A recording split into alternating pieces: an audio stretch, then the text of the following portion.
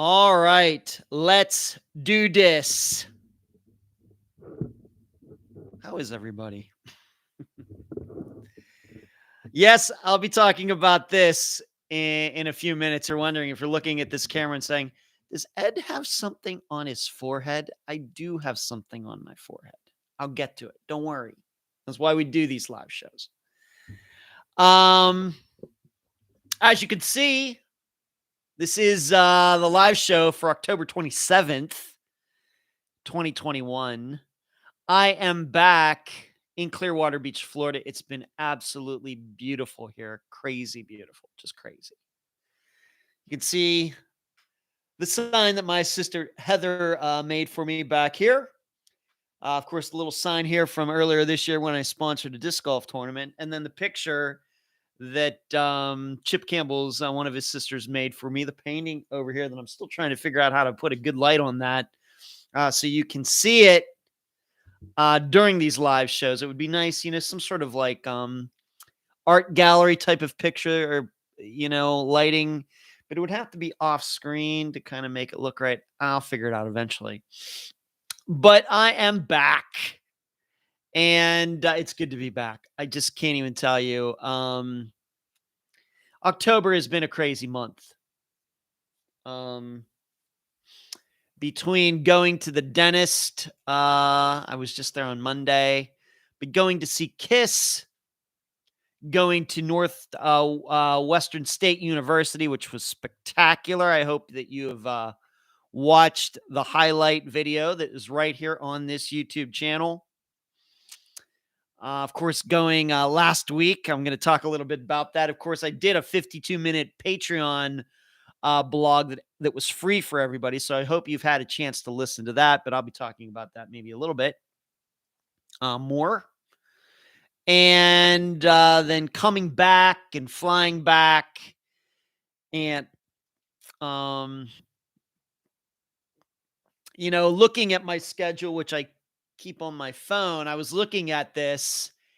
I was like, man, this is going to be a month. And I was right.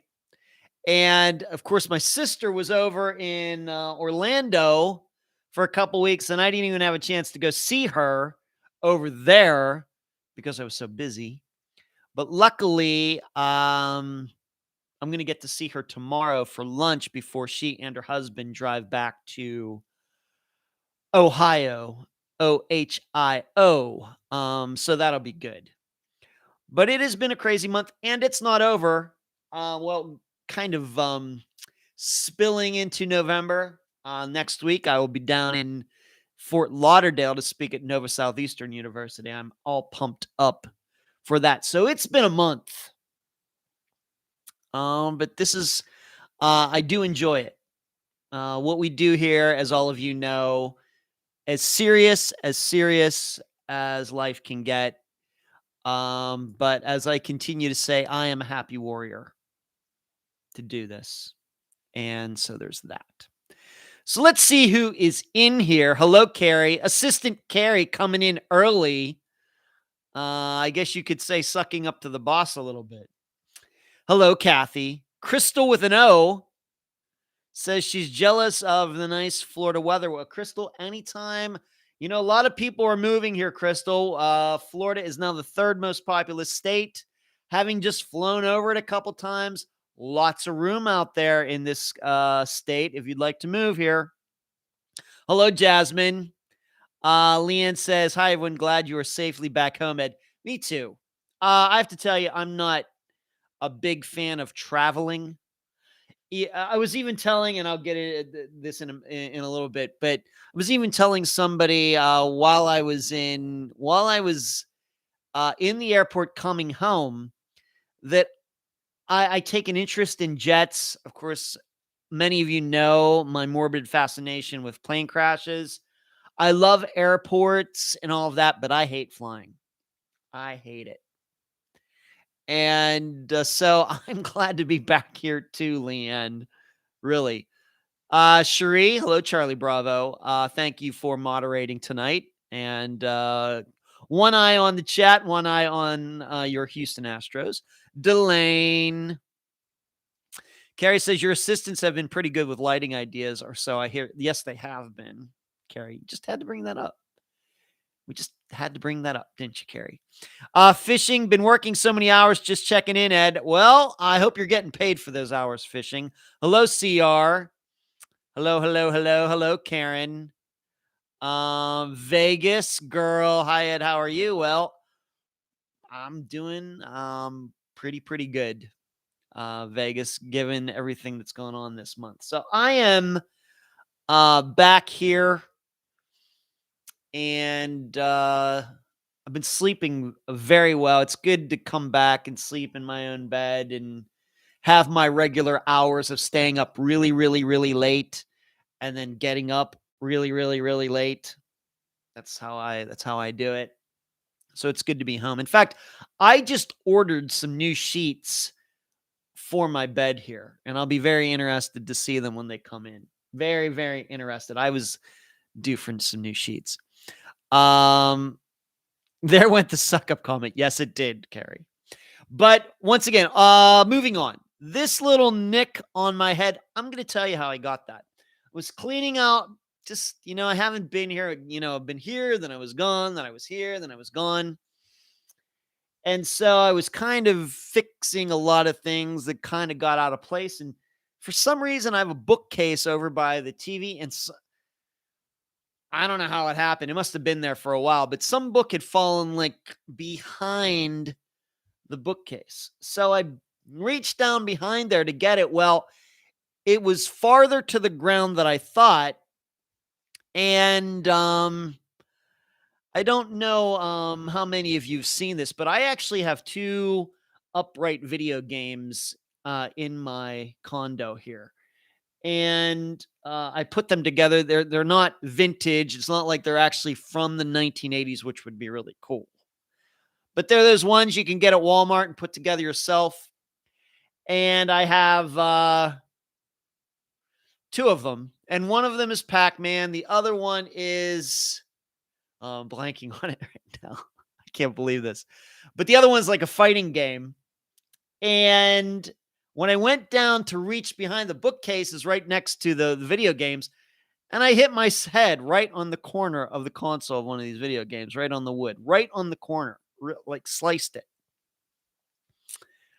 And that's what happened. And it was bleeding yesterday. And I put some pressure on it. And I think the video game is called Double Dragon. But it's Double Dragon 2. And I nicked myself there. And what's weird is that in about this exact same place, 12 or 13 years ago, I actually had a bump on my forehead. It wasn't like a mole or anything. It was something under the skin. And I could move it around and everything, but the skin looked normal. It wasn't like this mole like I have right here. It was something underneath the skin, and I could move it around. I went and they cut it out. Well, I hit it in the exact same spot where the stitch scar is from so many years ago. Who would have thunk it? I mean, it's so weird. So I'm, who knows when that'll heal, but it's a little touchy right now. But I banged my head good there on a video game console. That's how I roll. Also, Vegas, late to bed, late to rise, Delane. Vegas girl, good to hear. I've been working hard on my new channel. I want to do true crime cold cases and do content creator and subscriber interviews. Where did you go? Well, I've been all over the place, to Louisiana and then to Colorado, Vegas girl. M. Ashton, good day from Australia. I can hardly stand it. Somebody tuning in from Australia where it's already Thursday.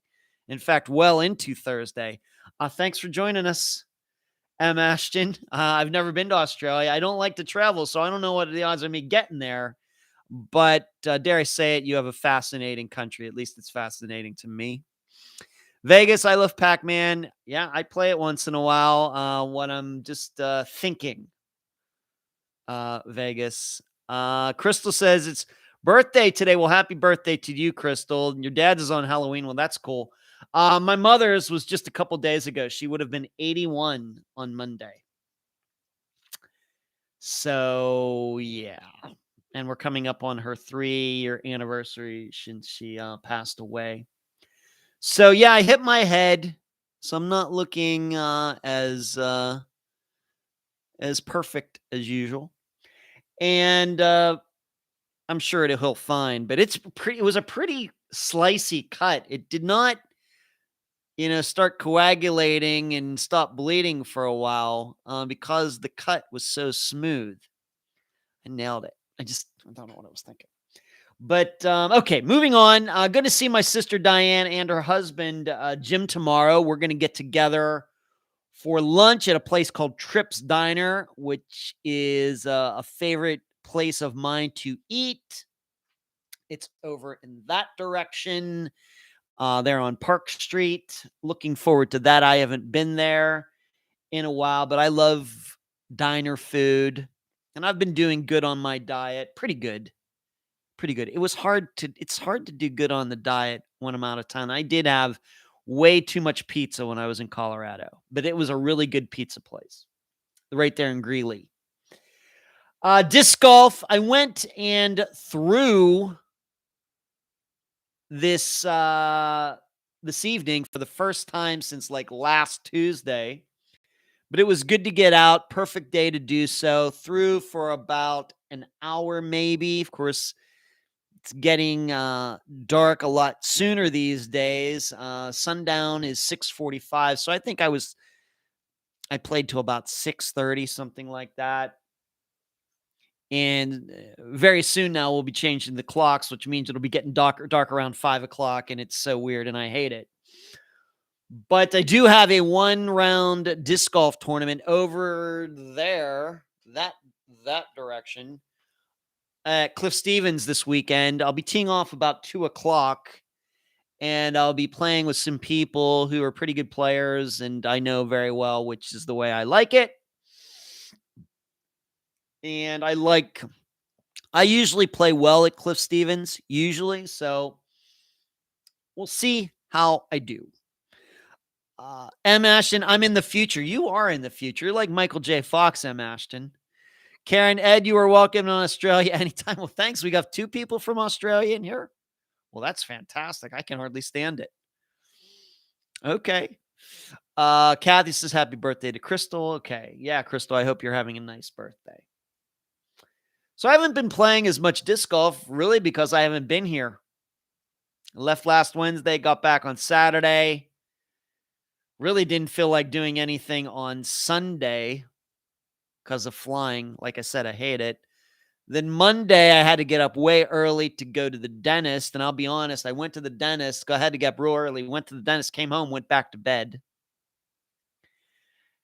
And then there was a lot of work to do regarding Unfound. But man, I got some great interviews lined up for the next few weeks. Really some good ones. Did one on Sunday. Did one on last night. Did one today, but that episode's actually going to have 2 interviews in one episode. So I'll be doing the other interview on Friday morning. Just got some fantastic people who are going to be appearing on the program. And I think you're going to find these disappearances very compelling, and I hope you get very interested in them. But a lot of work getting done, given that we missed last Friday because I just did not want to make any commitment to putting an episode out because I didn't know what kind of situation I would be in Greeley. So disc golf, the dentist, like I said, on Monday morning, went to the dentist down at Dental Arts on Seminole, got into the chair at about 8 a.m., and they gave me a cleaning for the ages first. So first of all, I went in because my root canal was bothering me, there wasn't anything wrong with it. I got a mouth guard to sleep at night. And by the way, I love this thing. I know a lot of people have gotten them and say, I can't sleep with this and this. Mine is great. They sized it perfectly. And I can already tell just within the last few weeks of wearing it at night, I have no jaw pain, no teeth pain when I get up in the morning anymore. And I can sleep in any position and it doesn't matter. It's fantastic. It's just fantastic. And I'm a great sleeper anyway. But when I get up in the morning, now my lower half of my jaw and everything doesn't feel like it's been through the ringer. So, if you've ever thought about it, if you are a person who grinds your teeth when you sleep and you're thinking, man, I don't want to get in one of those mouth guards, it looks like a pain and everything else, I'm telling you that it's really worked for me. And I told the dentist on that about that on Monday morning. I really thanked him for that. So we got that done the first time. And then the second time I went, they put a kind of ground this one tooth down and put a temporary crown on it. And see if this is going to listen to me. Hold on one second. This is other thing I'm going to talk about here in a moment. I'm just going to put this down here. Okay, hold on a second. Oh, there we go. It's so weird. Okay. But he ground this tooth down and put a temporary crown on it. And then on Monday, after they went in and went way down below the gum line. They had to numb my face, all my gums and everything. And they went down with like this sonic thing and did all of my teeth all around all of them, uppers and bottoms and everything else. And then after that, they removed the temporary crown and put a permanent crown in there. Next thing I'm going to get done is a root canal on the tooth right next to it, going backwards, back this way. And that'll get done in November. And then I think the final thing is that I have a cavity that is growing over here. It's not too serious yet, over on this side. So I have at least 2 more trips to the dentist. And then hopefully after that, my teeth will be good. I've gotten a water pick that they want me to use and all sorts of stuff. So I was due. I told you about this. It'd been like 11 years since I went to the dentist. And this is what happens. This is so let this be a lesson to all of you. Do as I do, not do as I say. Even though I hate going to the dentist, but I have to tell you that going to this dentist has been very, very easy. Very easy, very straightforward, no stress, and I would recommend this dentist to anyone. By the way, if you are watching and a little bit is pointing it out, please give this, don't give it the thumbs down. What are you talking about, little bit? Give this video a thumbs up as you are watching it, whether you're watching it live or somewhere down the road, even if it's like 100 years from now, if YouTube still exists, please give this video a thumbs up as you are watching it. So that's me going to the dentist. I got there at 8. They did the cleaning. Then I had to wait around for a while. Then at 10, they did this thing on the crown. That was like a half hour. Really no problem at all. Really no problem at all. In fact, I made a joke with the dentist when he came in and he started, I don't know why he did this. He started talking about in Japan, there's some volcano or something that erupted and a half-mile long piece of land came out of nowhere out in the water somewhere. He was telling me about this. And I said to him, well, have they built a Dollar General store on it yet? So, and he got a kick out of that.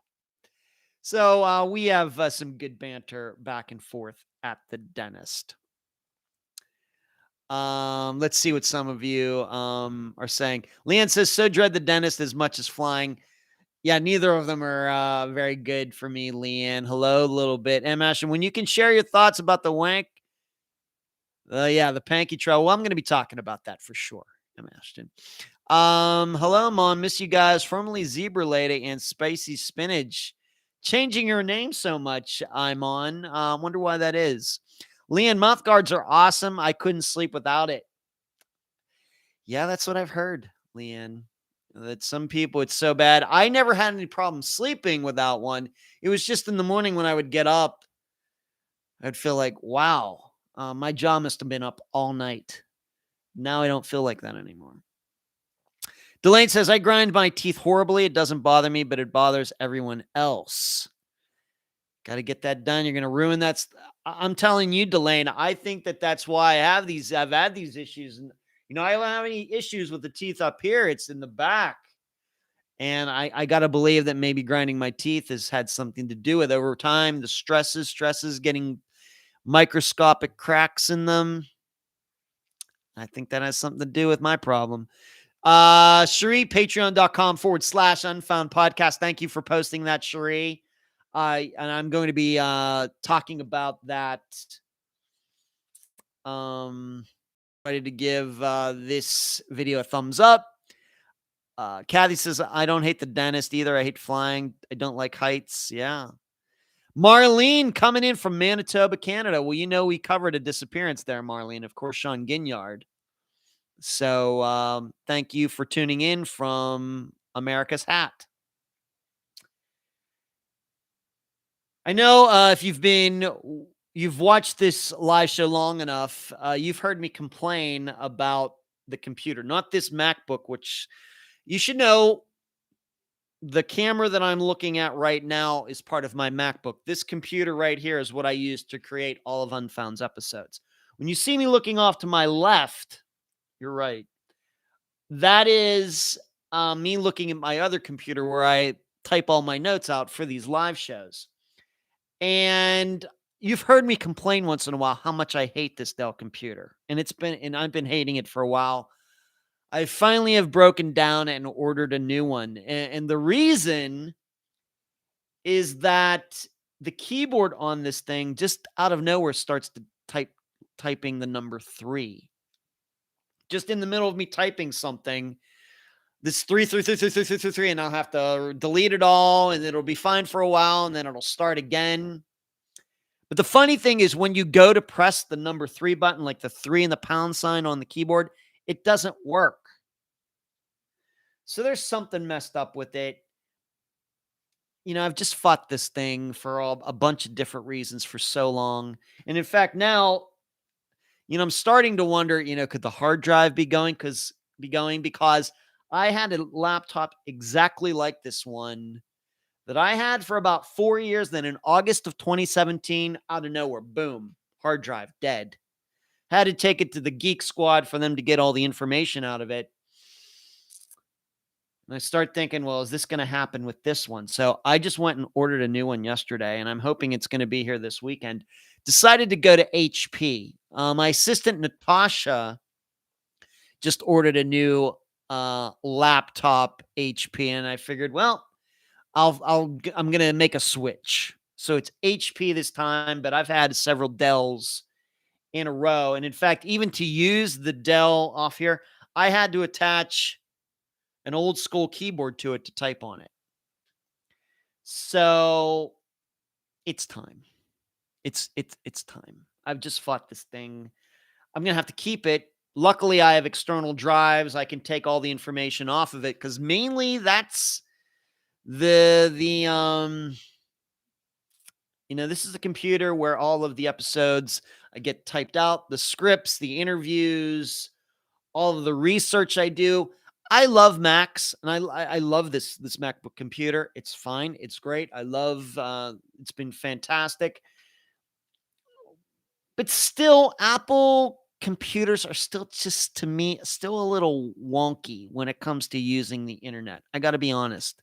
There's something about them that just isn't quite as smooth using the internet as PCs. So that's why I feel like I have to live in both worlds. I'm in the PC world. I'm in the Apple world. Although I have a Google phone. And so I finally ordered a new laptop. And so probably by the time next week when I do the next live show, which will be coming to you from Fort Lauderdale, I will have that new laptop with me. And I'm sure I'll be all geeked up about it. But it's been a long time coming. The the weird keyboard stuff was the final straw for it. I'm not saying anything bad against Dell computers. To be honest, this Dell laptop has been abused a little bit. It's been taken all over the place. It goes with me every time I go to a disc golf tournament. It's been in and out of my bag many, many times. I've dropped it, all sorts of things. But sometimes it takes like 20 minutes to start up in the morning, and I'm just over it. So I'm moving on. Carrie says, my computer keyboard stutters too. Fortunately, it's a desktop, so easy fix. Yeah, you're very fortunate. Yeah, you can't do that with a laptop. Delane says, I just bought a new laptop. Still waiting on that spreadsheet from you, by the way. Oh, dang. Well, send me a reminder again, Delane. Sorry. Yeah, send me a reminder on what spreadsheet you need. Right over my head, Delane. I apologize. Carrie says, I'm even a bigger fan of Lenovo, like HP, like Lenovo more. Okay. Yeah. Delane, yeah, that's what I bought. Had Dell Vostro since 2007. Carrie had a PC, Android, everything. Just got into an iPad for oddity. Yeah. Julie, good prices on Dell, but I think you'll like HP better. We're going to see, Julie. I've had, going way back to when I had desktop computers. I mean, I haven't had one of those for a while, but I used to get in fact, the first computer I ever had, which I got in 1996, was an HP, and I had it for a long time. I took it to Las Vegas. I must have had that computer for like 8 years or something like that. Crazy. Yeah. Okay. So I got a new HP on the way. For me, I'm not so much concerned about speed, but memory and being able to store a lot of stuff on it. And in fact, I think the one I got is even smaller, is smaller screen than this Dell that I have here, which I don't even care about. This MacBook, which is surely smaller than this Dell I have, that's fine. As long as the keyboard is like regular size, then I really don't care much about anything else. I'm not a gamer and all that stuff. I don't care. And then the last topic regarding all personal things, which I usually do at the beginning. Halloween.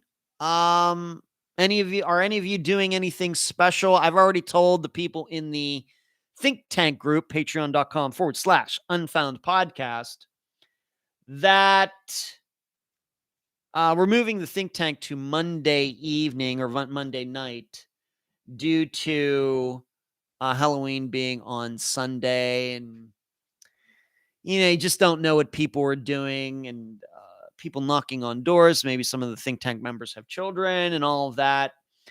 And on top of everything else, I would like to go over to my brother's place and watch the trick-or-treating that goes on there, because it's really crazy how many trick-or-treaters they get. It's really a really good vibe over there. So that's where I will be on Sunday evening for Halloween. So we're moving the think tank to Monday night.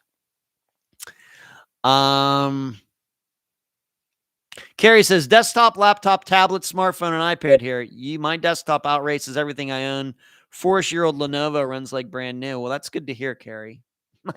My Dell is like an 80-year-old computer. Cherie says, you're going to be the Mad Hatter. Wow.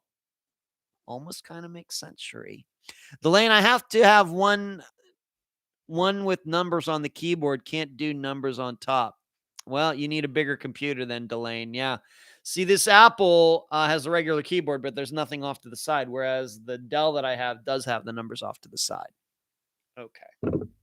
And I really don't care one way or the other. I just want all the keys to work. So that's all the personal stuff, and we're like a half hour into this live show for October 27th, 2021. Once again, if you're watching, please give this video the thumbs up. All right, let's talk about true crime information connected to Unfound.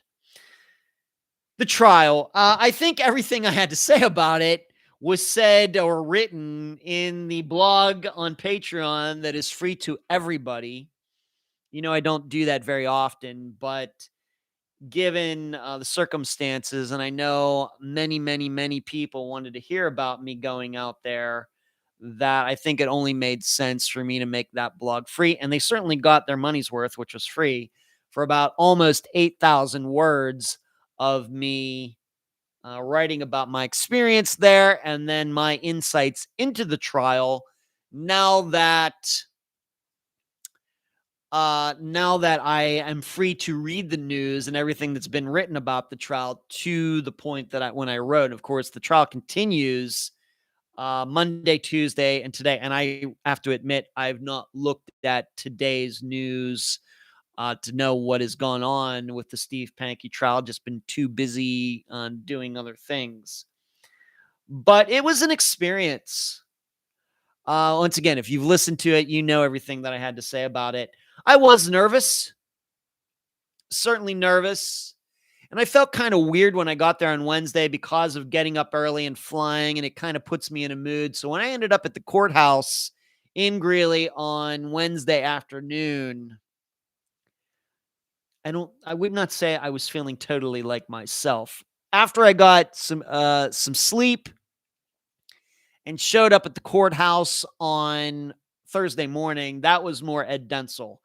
Later in the afternoon on Wednesday, when I showed up there, I felt a little weird, did not feel like myself. So I was nervous. And I have to be honest.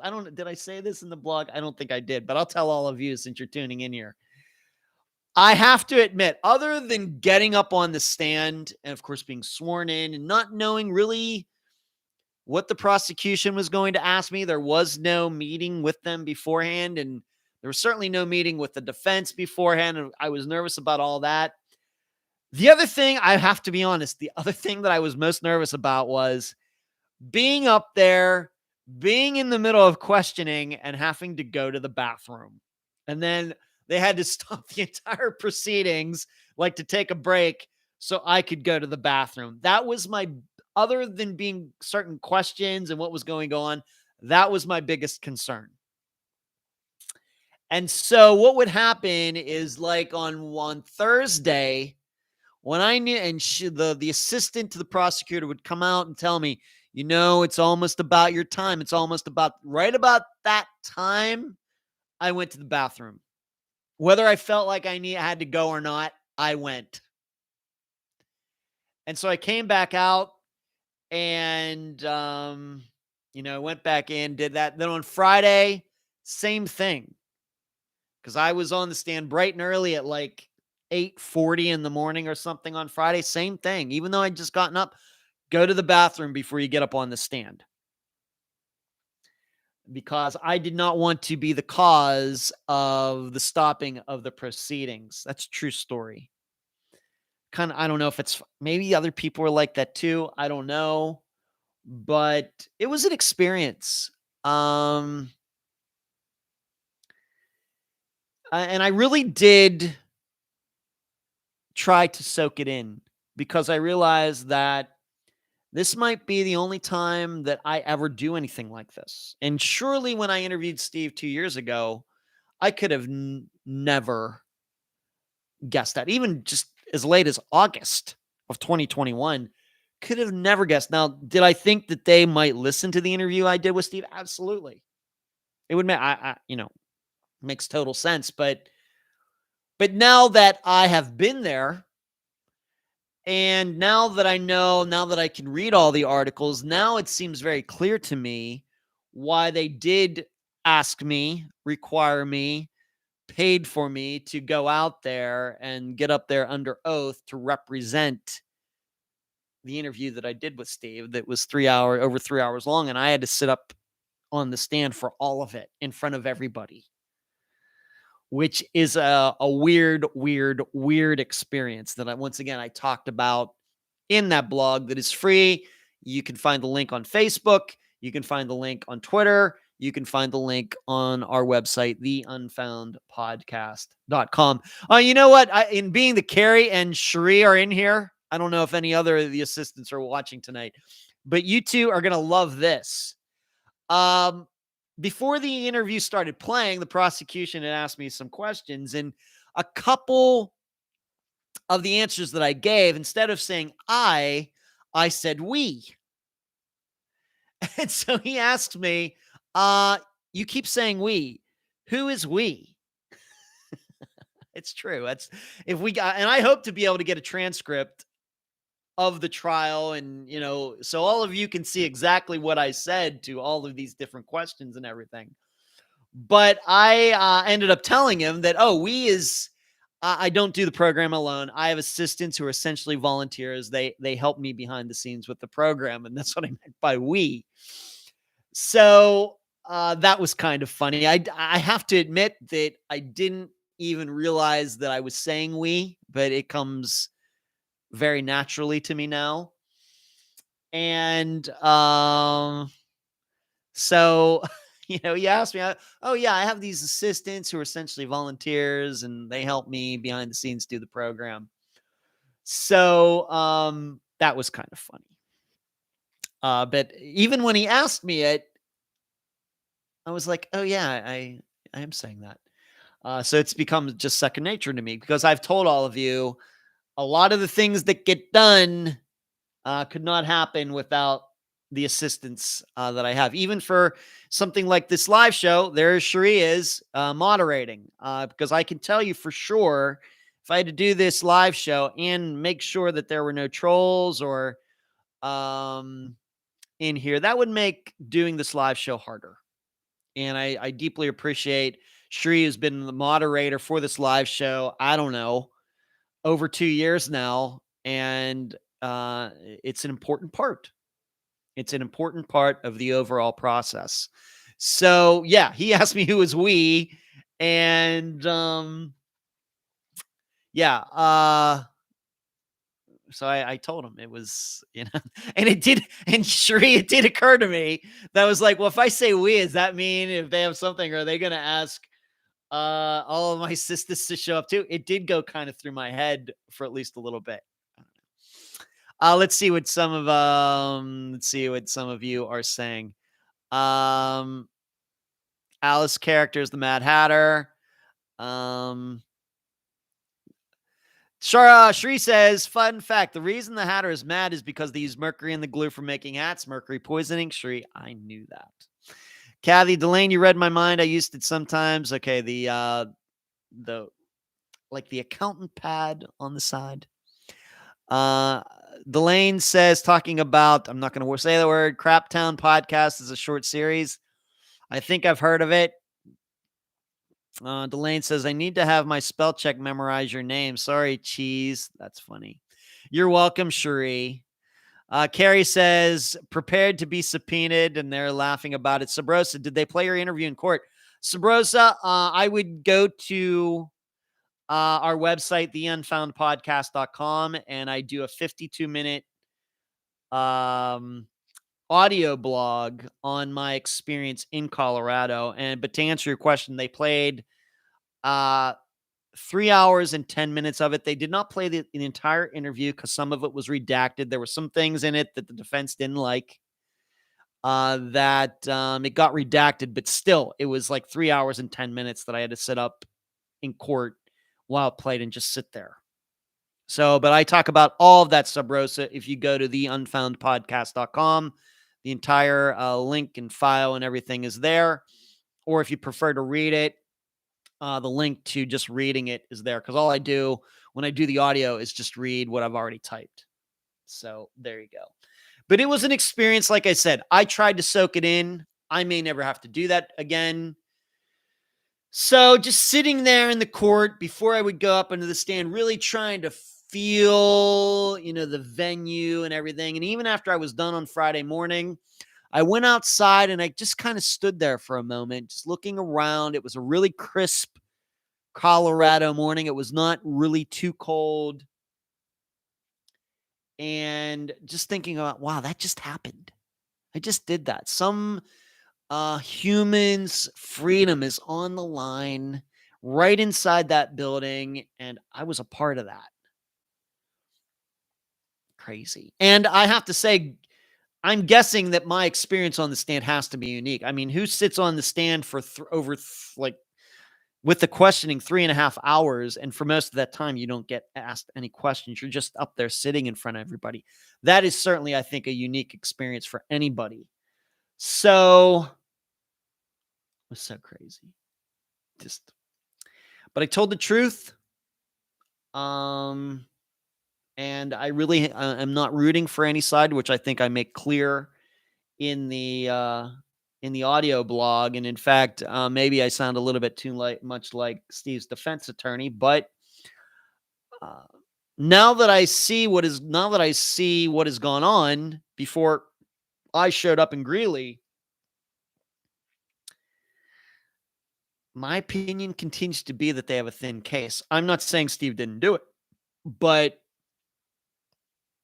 it seems thin. They admit that they don't have any DNA connecting Steve to Janelle.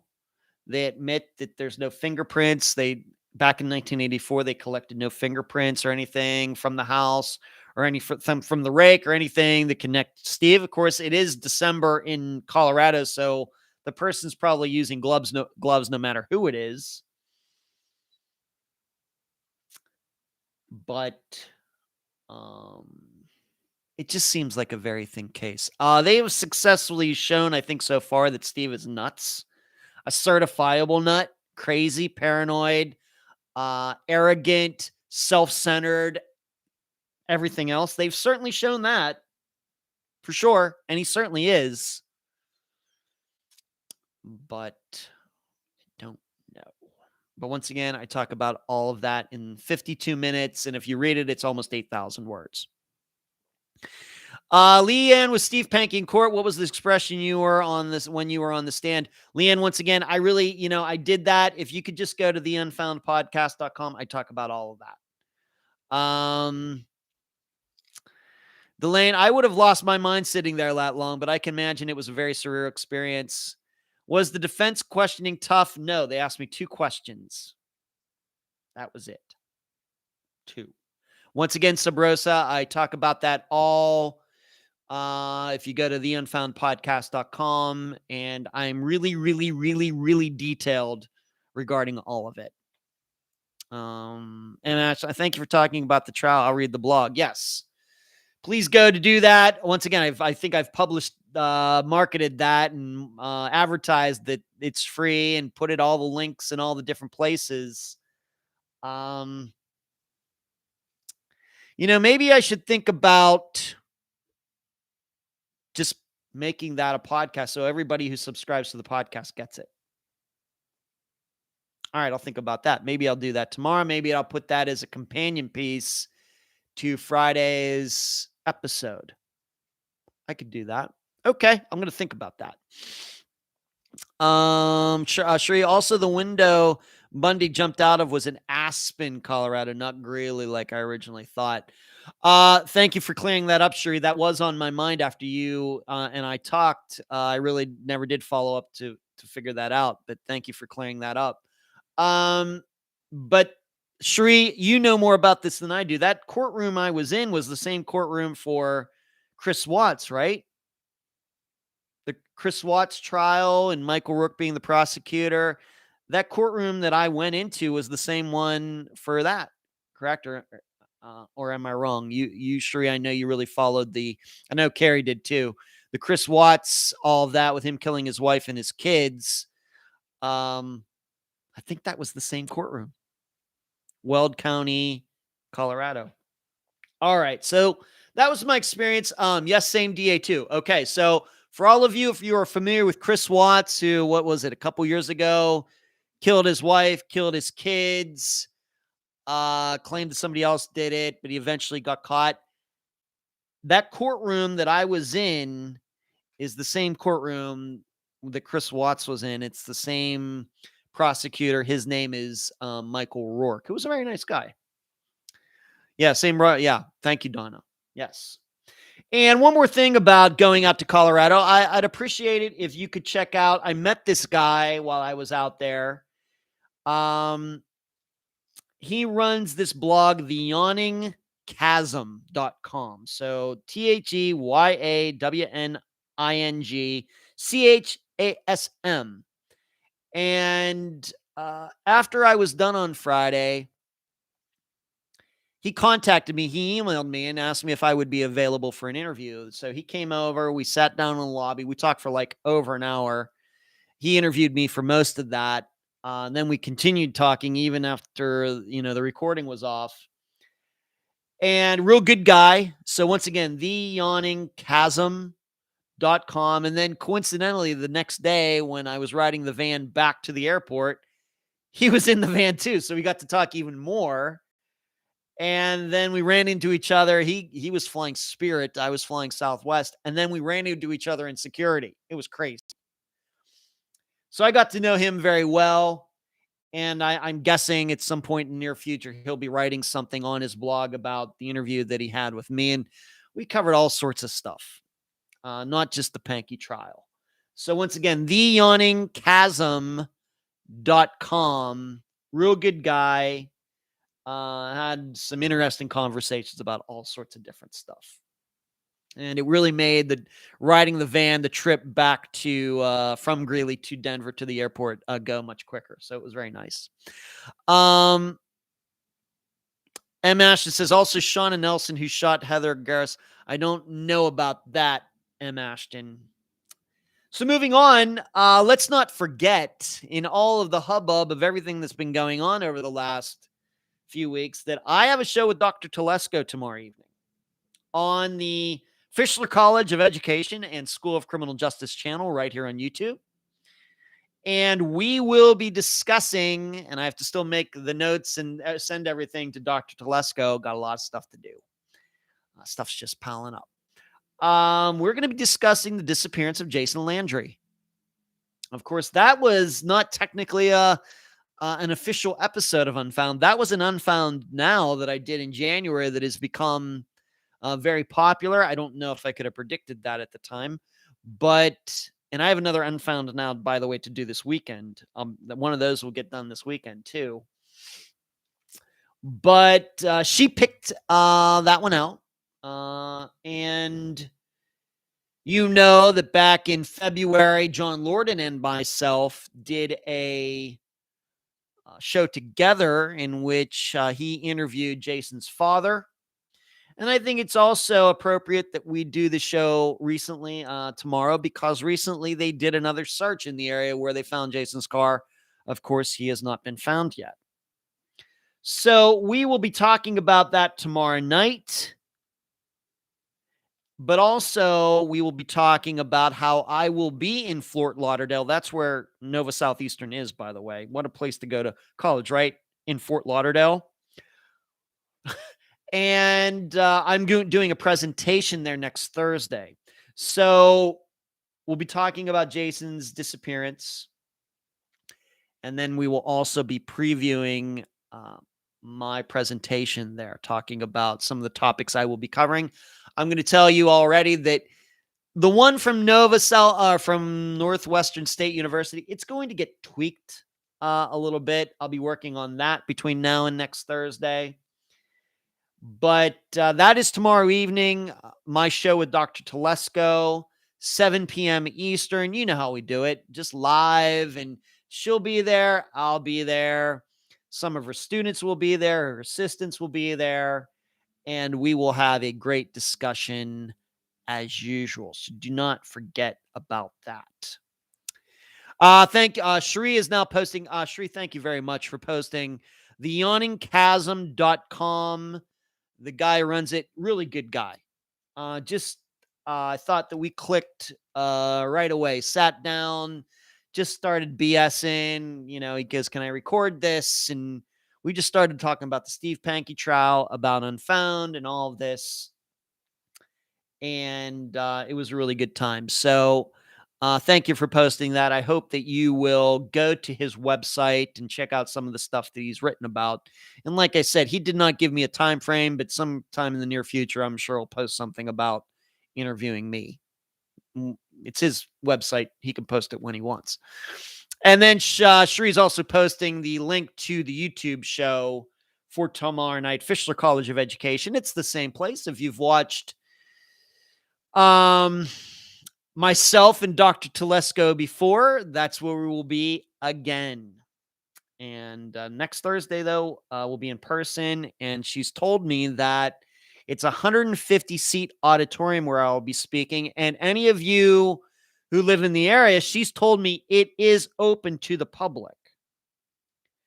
So anybody's watching it now or watches this in the replay, if you live in the Fort Lauderdale area, Miami area, Hollywood, Florida area, Palm Beach area, all down that way, Pompano Beach, Florida, within an hour or so, if it's not too much of a problem, I will be speaking there next Thursday morning, I think at 11 a.m. It's just one class. It's not two like at Northwestern State, but it'll be an hour and 15 minutes. So I think we start at 11, but I will give you all the details. I did not write it down in my notes here. So it's open to the public.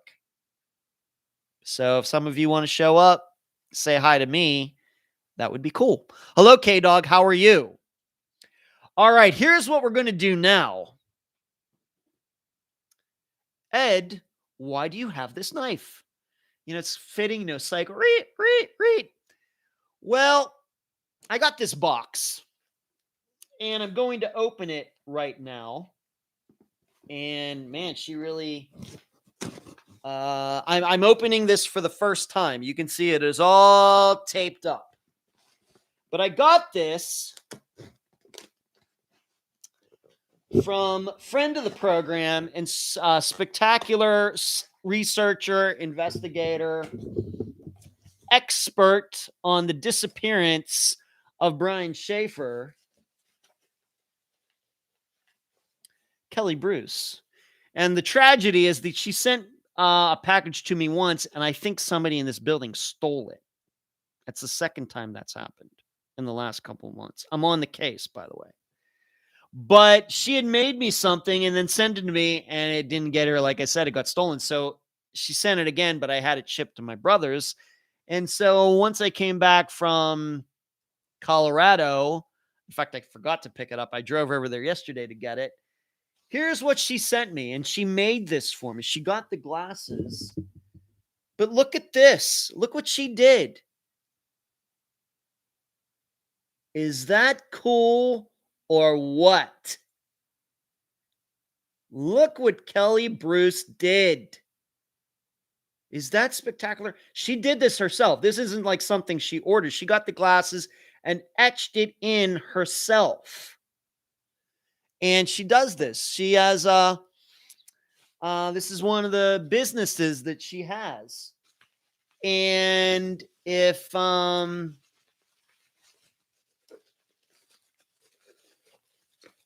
let's pull this other one out. Don't drop it, Ed. Don't drop it. Don't drop it, Ed. Please don't drop it. Don't drop it. Don't drop it. Okay. So once again, look at that. It's the logo. How cool is that? You people are too nice to me. I'm telling you, from Heather making this sign, the painting from one of Chip Campbell's sisters, other people have sent me things. I've taken pictures for Halloween, for Christmas. Of course, Cherie made me a great disc golf towel that's so nice. I don't use it. I just have it displayed in my condo here, Cherie, to be honest with you. It's so nice. I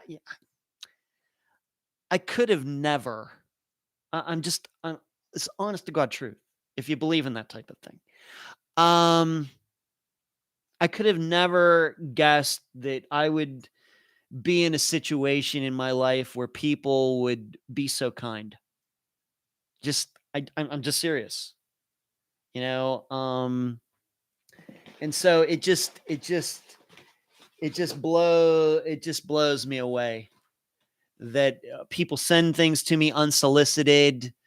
I have no expectations of getting things. I do the program. As I continue to say, I don't care about the reviews. I don't care about the downloads, although the downloads have been crazy lately. But once again, the only reason I see them is because I can't avoid them. The program's going to get done one way or the other anyway. But people, I'm in their thoughts to the point where they say, you know what, I should send Ed something. Just crazy. It's just, I just can't, I don't know. It's just so nice. I just could have never predicted this in my life. Really could have never. And these are spectacular. Once again, they're so nice that I don't know if I will use them, but they will surely be displayed. I would hate to break one of them. So maybe we'll save them for special occasions, but just so you can get another look, just to get an idea how big it is, I'll put my hand on it.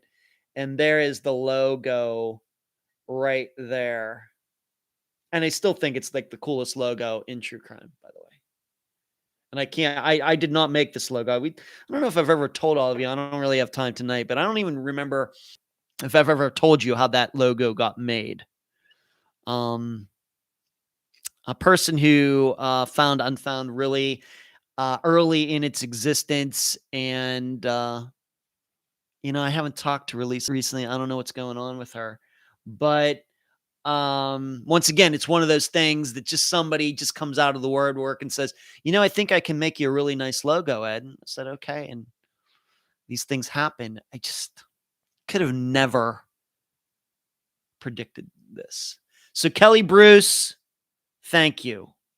Thank you very much. It's so good. You're doing well, K-Dog. Excellent.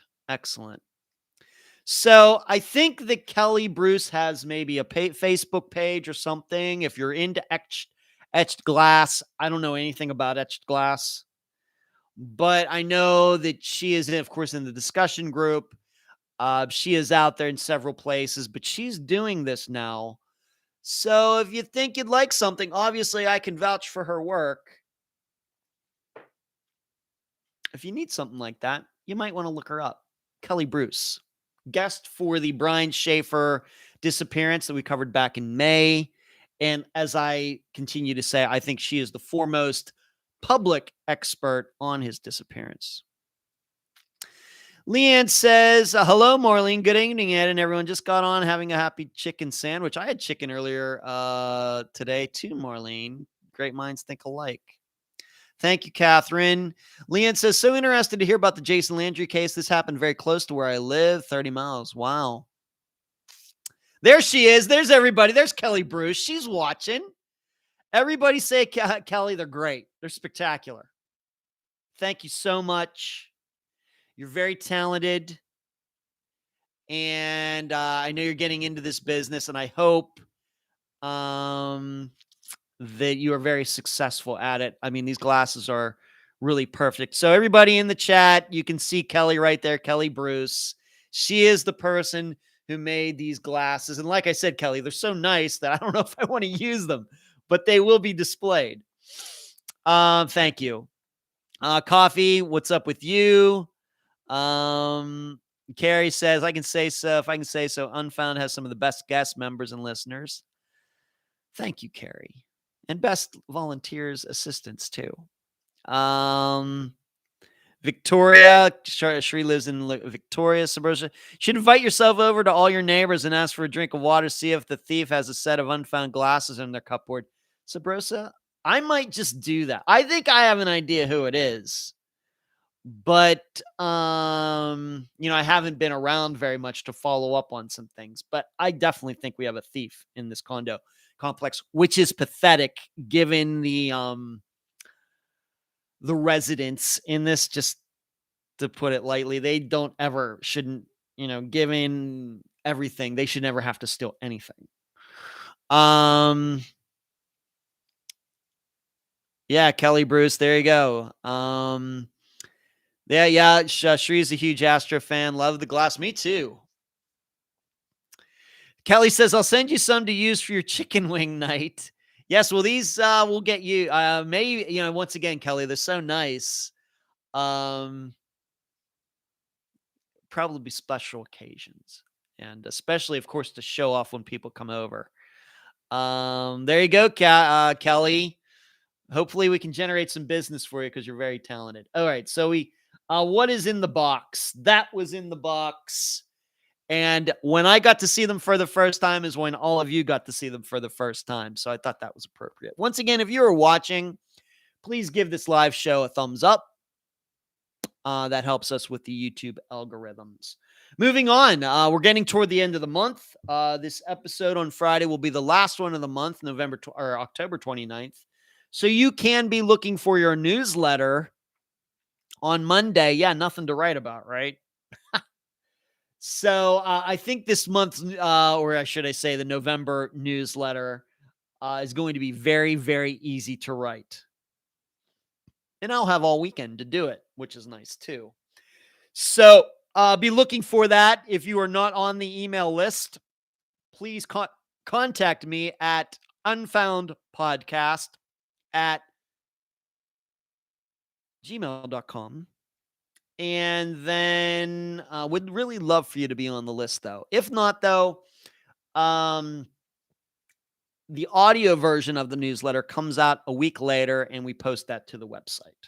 But on Monday, one way or the other, at some point, all of you on the email list, and we have a pretty large email list, I gotta say.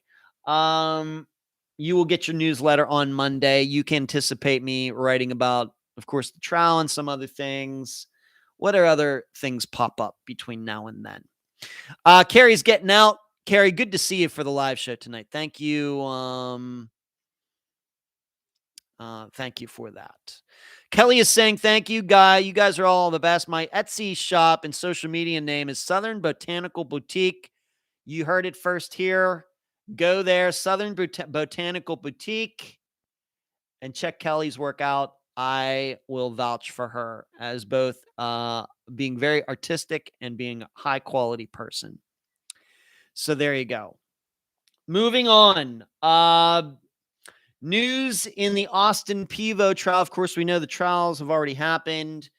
All of these guys were found guilty, and the first one of them has been sentenced. His name is Justin Beasley, and he has been sentenced to 27 years and 4 months in jail. And the other two guys, one will be sentenced in December, and the other one will be sentenced in January. I would guess that they're all going to get about the same amount of time. That would, I guess. But Justin Beasley, 27 years and 4 months for the murder of Austin Peavo. The other two who were involved, and you'll remember at least one of them pled guilty. Maybe he'll get a lighter sentence because of that. I don't know. But the other two guys will be sentenced to, I'm guessing, long prison terms as well. And Austin's mother, Susan, texted me, and then I think at least Emily or somebody posted something about that in the discussion group as well. So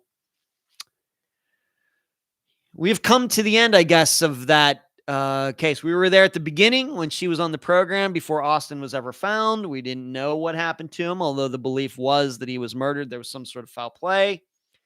And then his remains are found, and these guys are charged. There was at least one trial.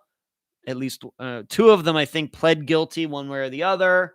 And now we are now in the sentencing phase. 1 down and 2 to go. Moving on, Patty Dudek. Remember, this is a disappearance that covered very early this year. Her daughter Jennifer was on the program. And recently, the Salisbury police, accompanied by the FBI, there was the chief of police of Salisbury, Maryland, and an FBI agent there. They did a press conference that was about 13 minutes long regarding Patty's disappearance. Of course, her disappearance is about 20 years old now. And I thought it was good. I thought the reporters themselves asked some really good questions. You really sometimes don't get that. But I want to commend the reporters who were on hand for that, for their questions. I think that Jennifer had posted a link to the video after it happened. Maybe you could watch it live somewhere, but I did not watch it live. But there's a link where you can watch the entire proceedings. The only thing I would say about this is that I get exasperated sometimes when they don't name names. I don't know how they expect people to come forward. Of course, they do this. They put out this reward, and I'm not picking out her disappearance in particular. You know that I've said this many times about all sorts of different disappearances. Is that they ask for people's help, but then they don't want to say who was the last person to talk to Patty, who was the last person to see Patty, who was she living with at the time, who was she having a relationship with at the time. They don't name any of these names, even though we did. Of course, we did in the interview that I did with Jennifer. But somebody could be watching that and not even know that somebody, guy that they know could be involved, and they might know something, but if you can't make that connection, now they say it's to protect the integrity of the investigation, as I would say, there is no invasion of privacy or anything like that when you're saying, well, this is the last person she talked to on the phone. This is who she was living at the time. That's not an invasion of privacy. It's not. It doesn't ruin any investigation. They know who those people are. Those people know who they are. And of course, we did an episode on Patty's disappearance, and we named them too. It gets a little crazy at some point. If this was like confidential or something like that, maybe, I could see that, but none of this is overtly secretive. It's like an open secret. And you get the feeling that they just don't want to say some of these people's names just because. I mean, really, what's a defense attorney? Having just been in a courtroom, what's a defense attorney is a defense attorney at some point really going to get mad that the police said, well, Patty was living with John Smith. That's, of course, not his name. You can go back to the episode and get his real name. I did not write it in the notes, but Patty Dudek was living with John Smith at the time of her disappearance. Does that really cause any problems? You thinking about it? I think this is what drives people nuts. This is why, for the most part, when I interview people, I like to name names. We don't go after people on Unfound. We name names because it's helpful.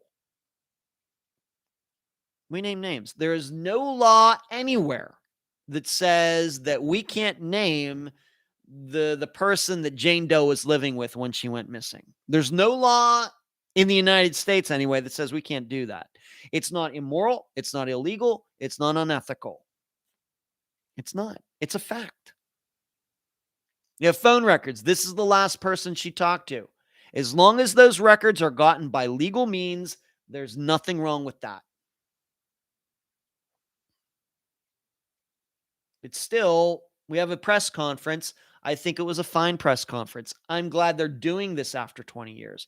I'm glad the reporters asked questions, but if you watched it, well, to protect the integrity of the investigation, we can't name. It's just, I get it. I can almost understand if it was a disappearance that happened last week, but it's 20 years. So it's, I try to make it a point to not tell other people their business. I don't like people telling me my business.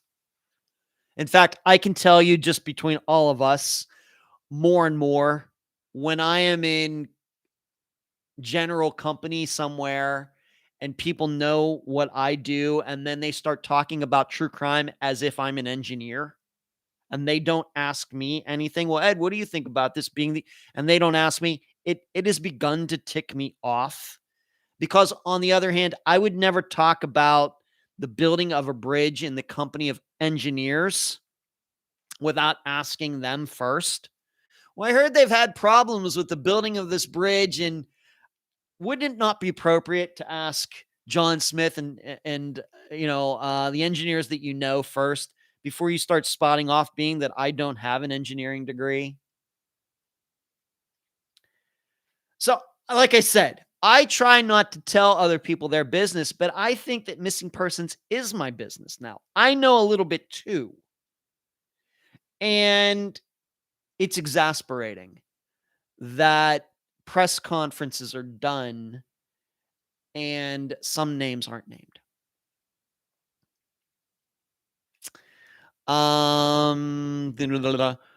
Sabrosa, what was the motive, Ed? Motive in what, Sabrosa? You'll have to ask me. I've talked about a couple different things here. What was the motive, Ed, for what? Delane, that's awesome. I just wish we knew the motive. Yeah, pretty awesome. They even did a press conference. Shree, I agree. And I don't want to be a downer. I sent a message to Jennifer, and I looked at it afterwards. It was like, well, was that a little too negative? I said it was a great press conference. I just wish it does bother me that they don't name names. I don't mean to be a downer, but it's kind of like, we want your help, but we're going to tell you the least amount of information ever.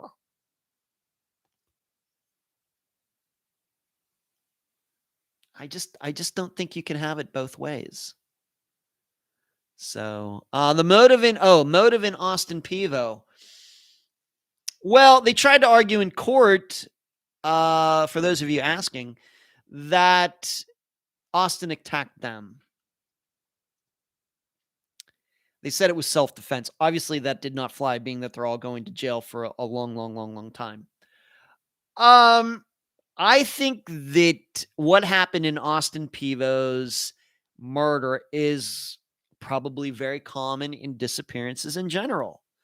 A bunch of people who do know each other, maybe they don't get along the greatest, but there's a little bit of tension in the air and a spark goes off, and suddenly, somebody's getting a knife and somebody's dying.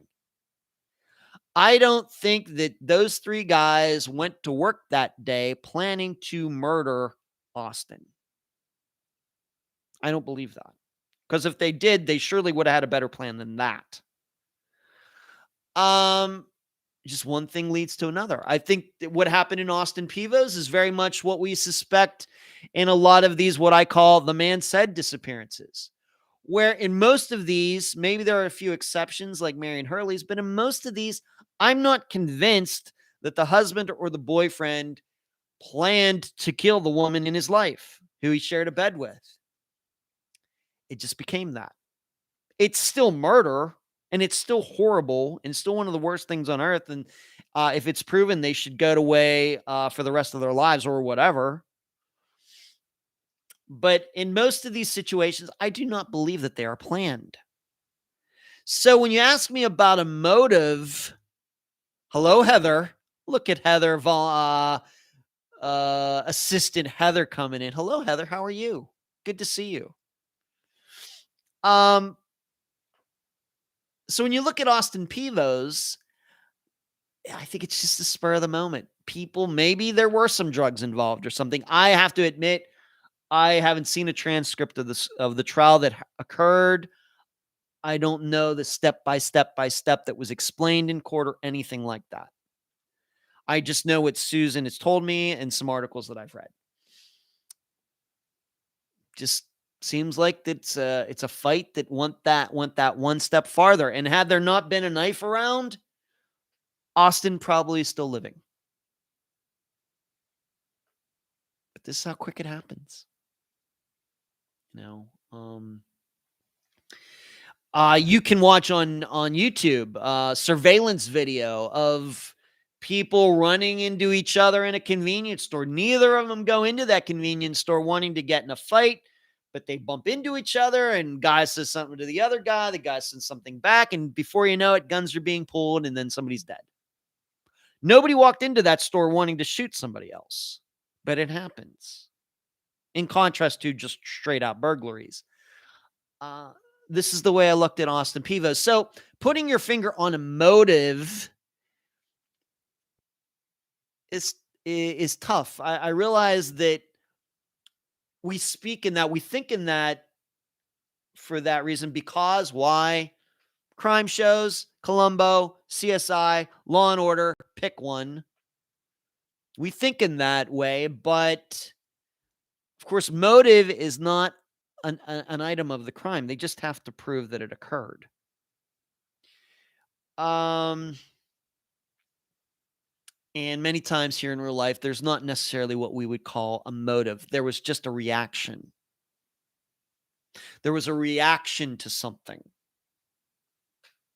And that may be a little different than an actual outright motive.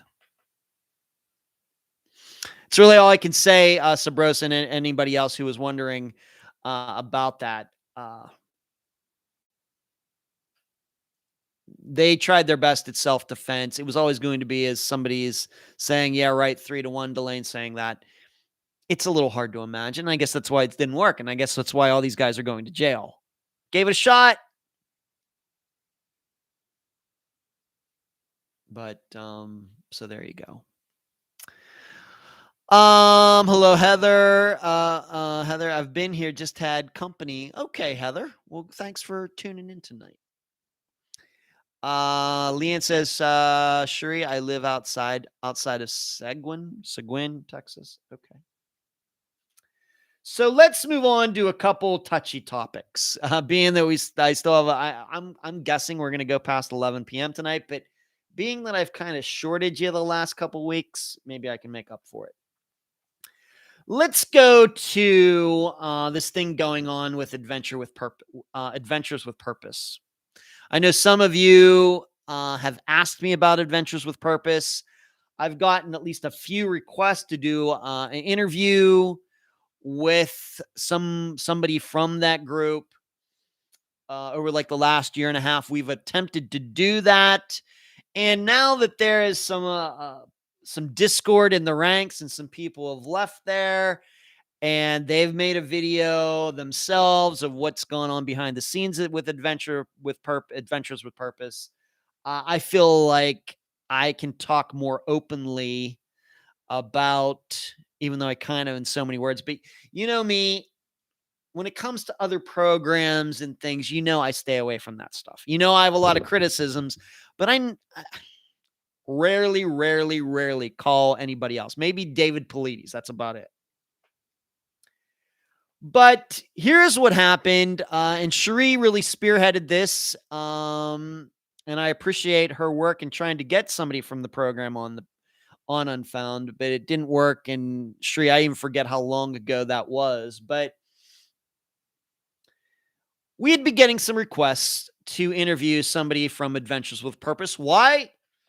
Because they're getting some good work done out there. They specialize in going into bodies of water, looking for cars, looking really for cars that might have bodies in them. And they've been successful. Now, I will say that there seems to be some discrepancies out there. Some law enforcement agencies who have dealt with Adventures with Purpose have stated that they're taking for credit for things that they didn't do. I don't know anything about that, but it certainly does seem possible now that we're hearing about all of this. But we had contacted the guy known as Jared at Adventures with Purpose. And maybe 9 months. So Sharia took a while to get a response. And I think what Sharia is saying there. So let's just say the beginning of this year, Sharia started. And I said, yeah, let's do that. Maybe we make it a regular episode or we'll do something. And for me, it would just be, what's your process?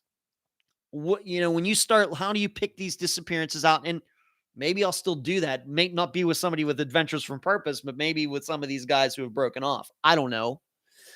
But I would just go through what's your plan when how do you put this all together? A lot of disappearances out there with cars also missing. How do you narrow this down? And it's very interesting to me. Well, eventually when uh Jared got back to us, he was rude. He was just rude, and I'm putting it nicely. And I really didn't say anything about that publicly, but there was a term that Shri and I have kind of used between ourselves, and then I've kind of slipped it in here and there in the live shows once in a while, and it's kind of like an inside joke. It's this whole thing about boots on the ground. And the attitude is, well, we don't have enough time to do interviews because we're actually boots on the ground in contrast to you. That's essentially what he said. I don't have the email in front of me, but boots on the ground was certainly part of it. And I posted the letter without comment in the group for everybody to see. I just posted it, didn't say a thing. It was his words. I was like, okay. And then it even seems kind of funny now, being that I'm the one that was just under oath in Gridley, Colorado. So I just kind of put it back there, move on. I don't have to, just once again, a lot of stuff to do, but it was a bit offensive. And as Shri is saying here, it was absolutely an attempt to connect with other people in the missing persons community. It was absolutely rude.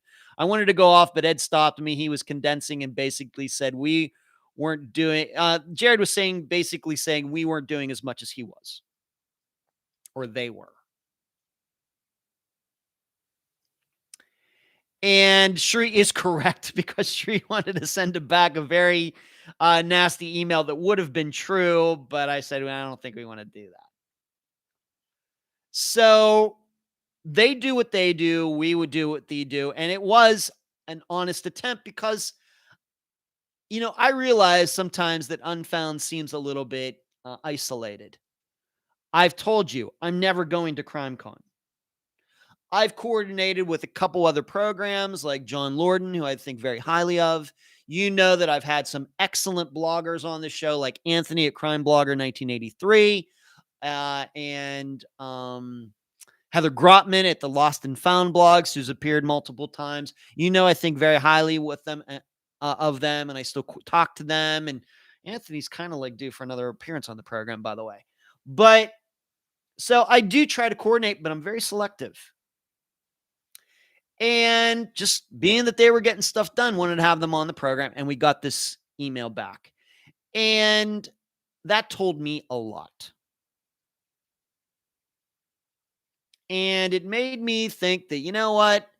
Probably what's going on there isn't quite what they say it is. Now, obviously, they're having results, but I think in even some of that, I don't know if maybe some of it is a little bit manufactured. Once again, because I know that they've had problems with some law enforcement agencies they've dealt with. Jasmine is saying, contact Sam who left Adventures. I've watched the video. That's why I'm talking about it, Jasmine. Thank you. So, if you've watched the video, is that Jared, who I guess is the leader, once again, I don't know how they all came together, but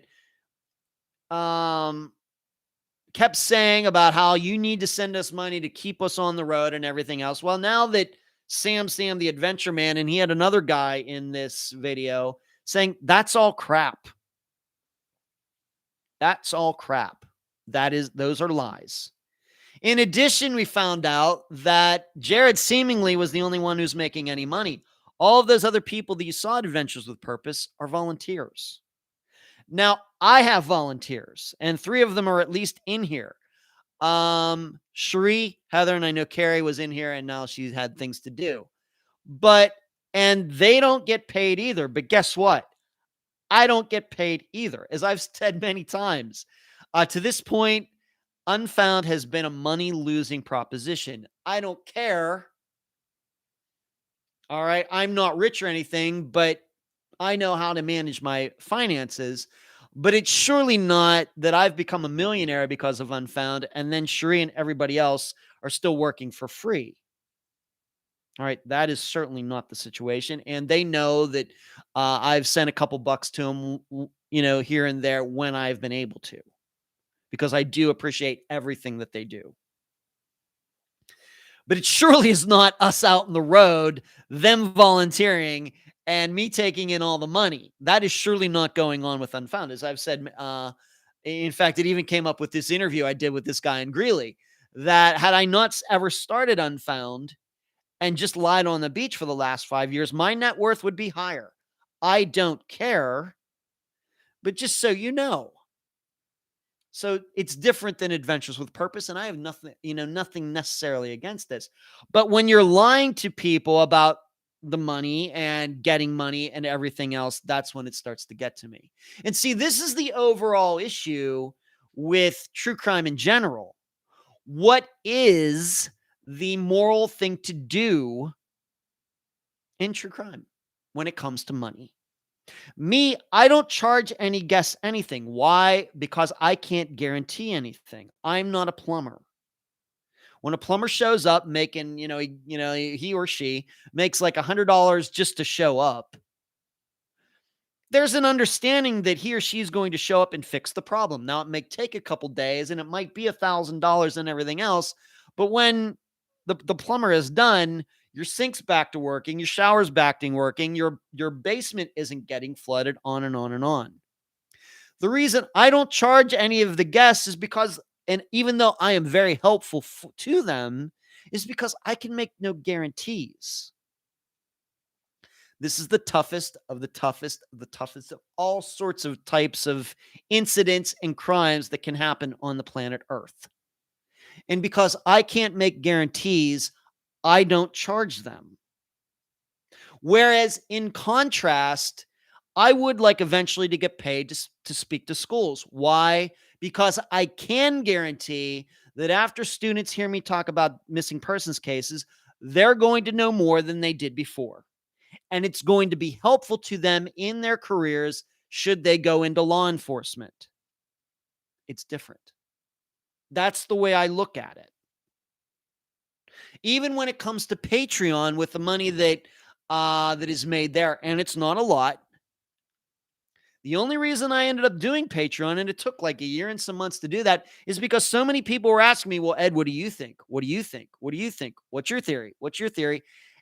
And I have to tell you, I'm really not into that. But if you want to hear it, okay, but you're going to have to pay to see it, because otherwise I wouldn't be doing it.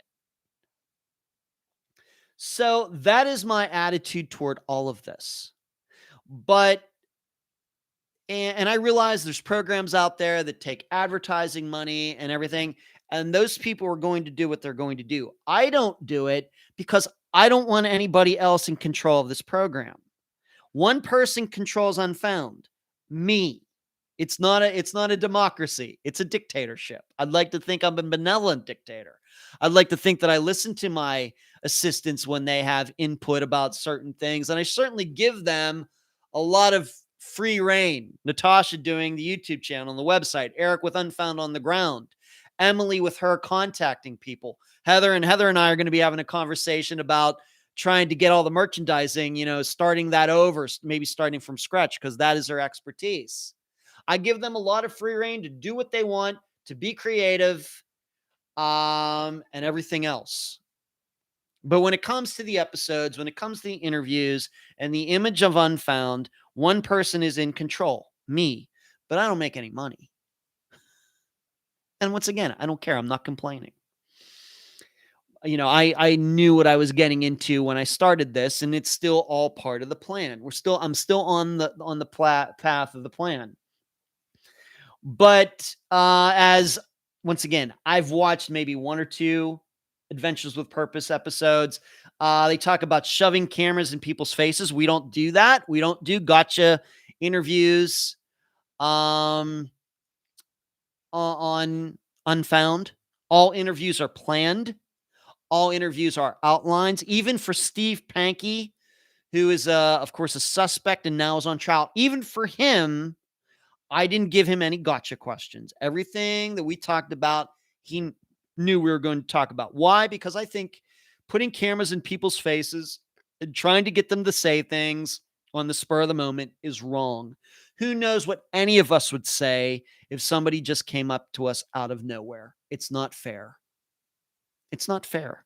If you are a good interviewer and you are trying to make a point with your questions, you should be able to do that with a planned interview. Only weak interviewers try to surprise people. That is my attitude.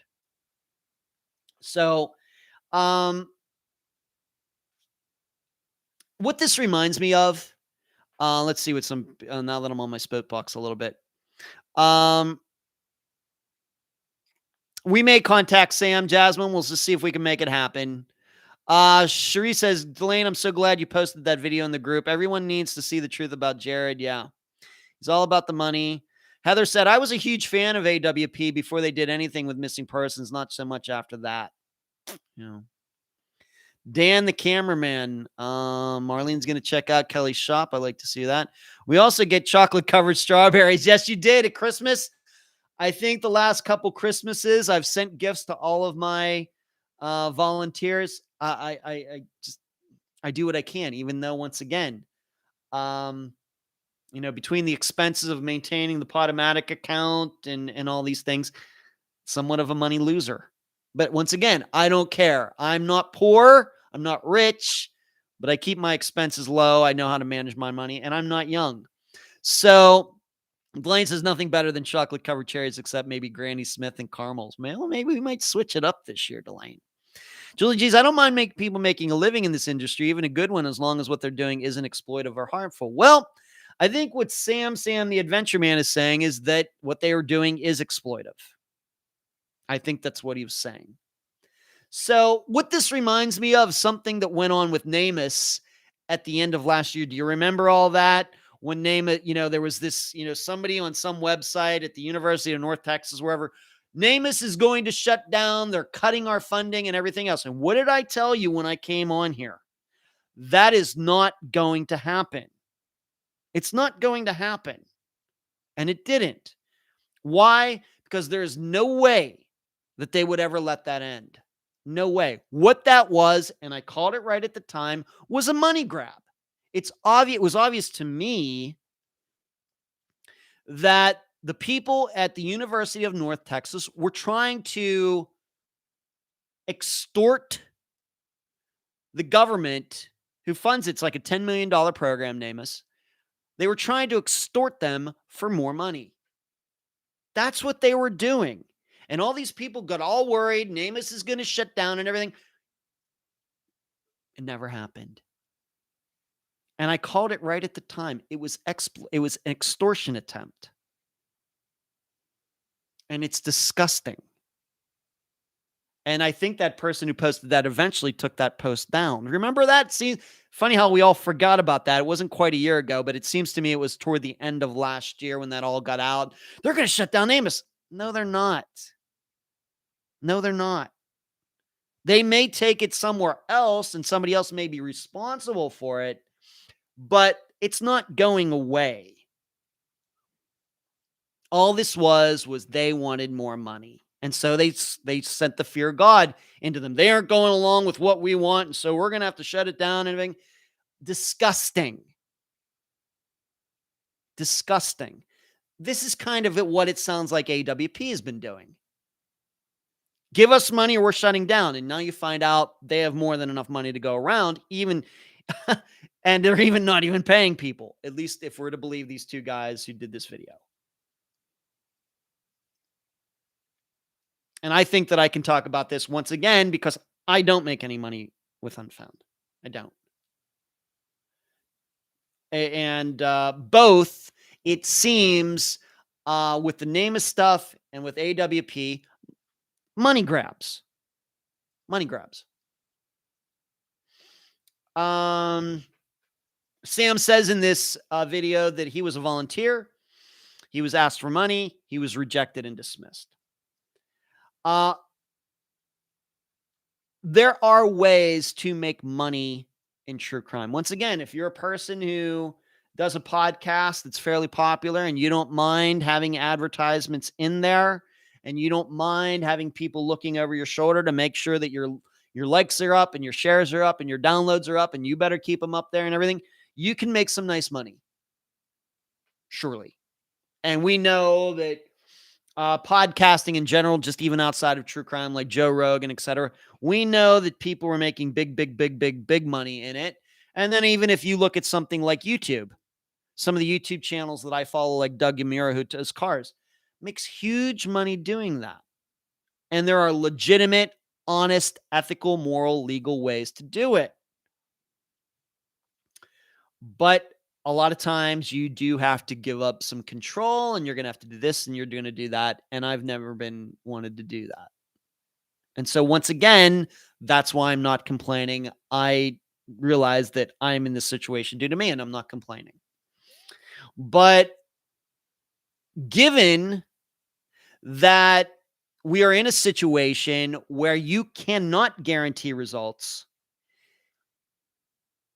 it does seem a little, I don't know.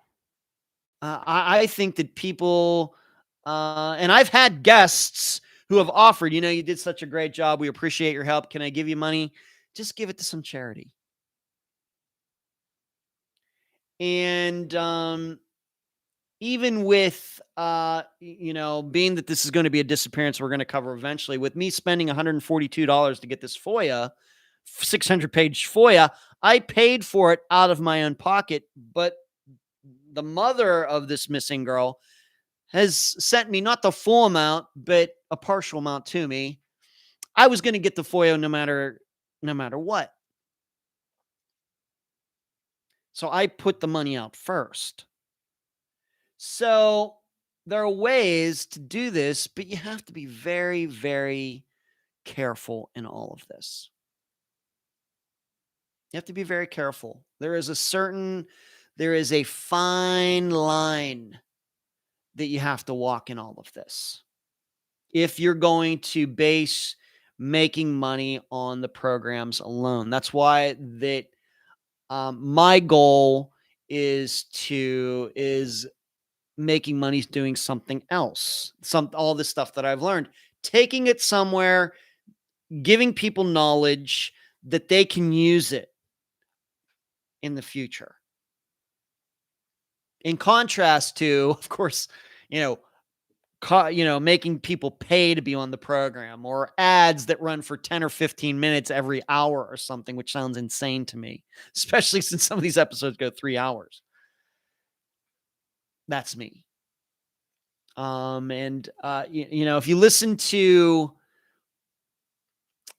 like artists, like musicians and things, and they look back on their careers and everything, they will tell you that the number one thing they always wanted, it wasn't necessarily, of course, they wanted to get paid. They knew that they deserved to get paid. They were selling tons of albums, people showing up for their concerts and everything else.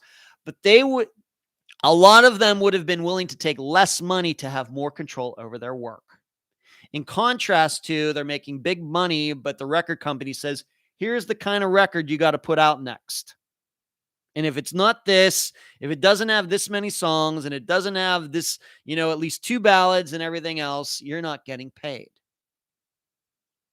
And so I think about that. I remember that ultimately the control that you can have over your own work sometimes you can't put a dollar amount on that. You can't. And that's what I try to remember. Personally, I'm working harder than ever, and I love it. I mean, October has been crazy. So, and that's going to continue. But I can guarantee I'm never going to deceive anybody. Not any of you, not my assistants, not the guests, not anybody who has anything to do with this program. That is never going to happen. All right. People who know me personally know that I am not a deceiver. I'm just not. So it upsets me. There's no doubt that they've done some good work. But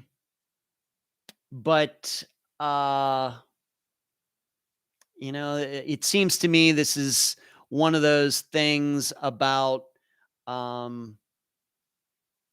money getting in the way of, I was just watching a documentary on Kiss, this that they had on A&E that I DVR'd, and I'm a huge Kiss fan. Their concert a couple weeks ago was fantastic. Same way with them. 4 guys, all friends, and then they start making money and things, a couple of them, Mace Frehley, Peter Criss, couldn't handle it. And that sounds like Jared gets the money and he just starts losing his mind. I'm not there.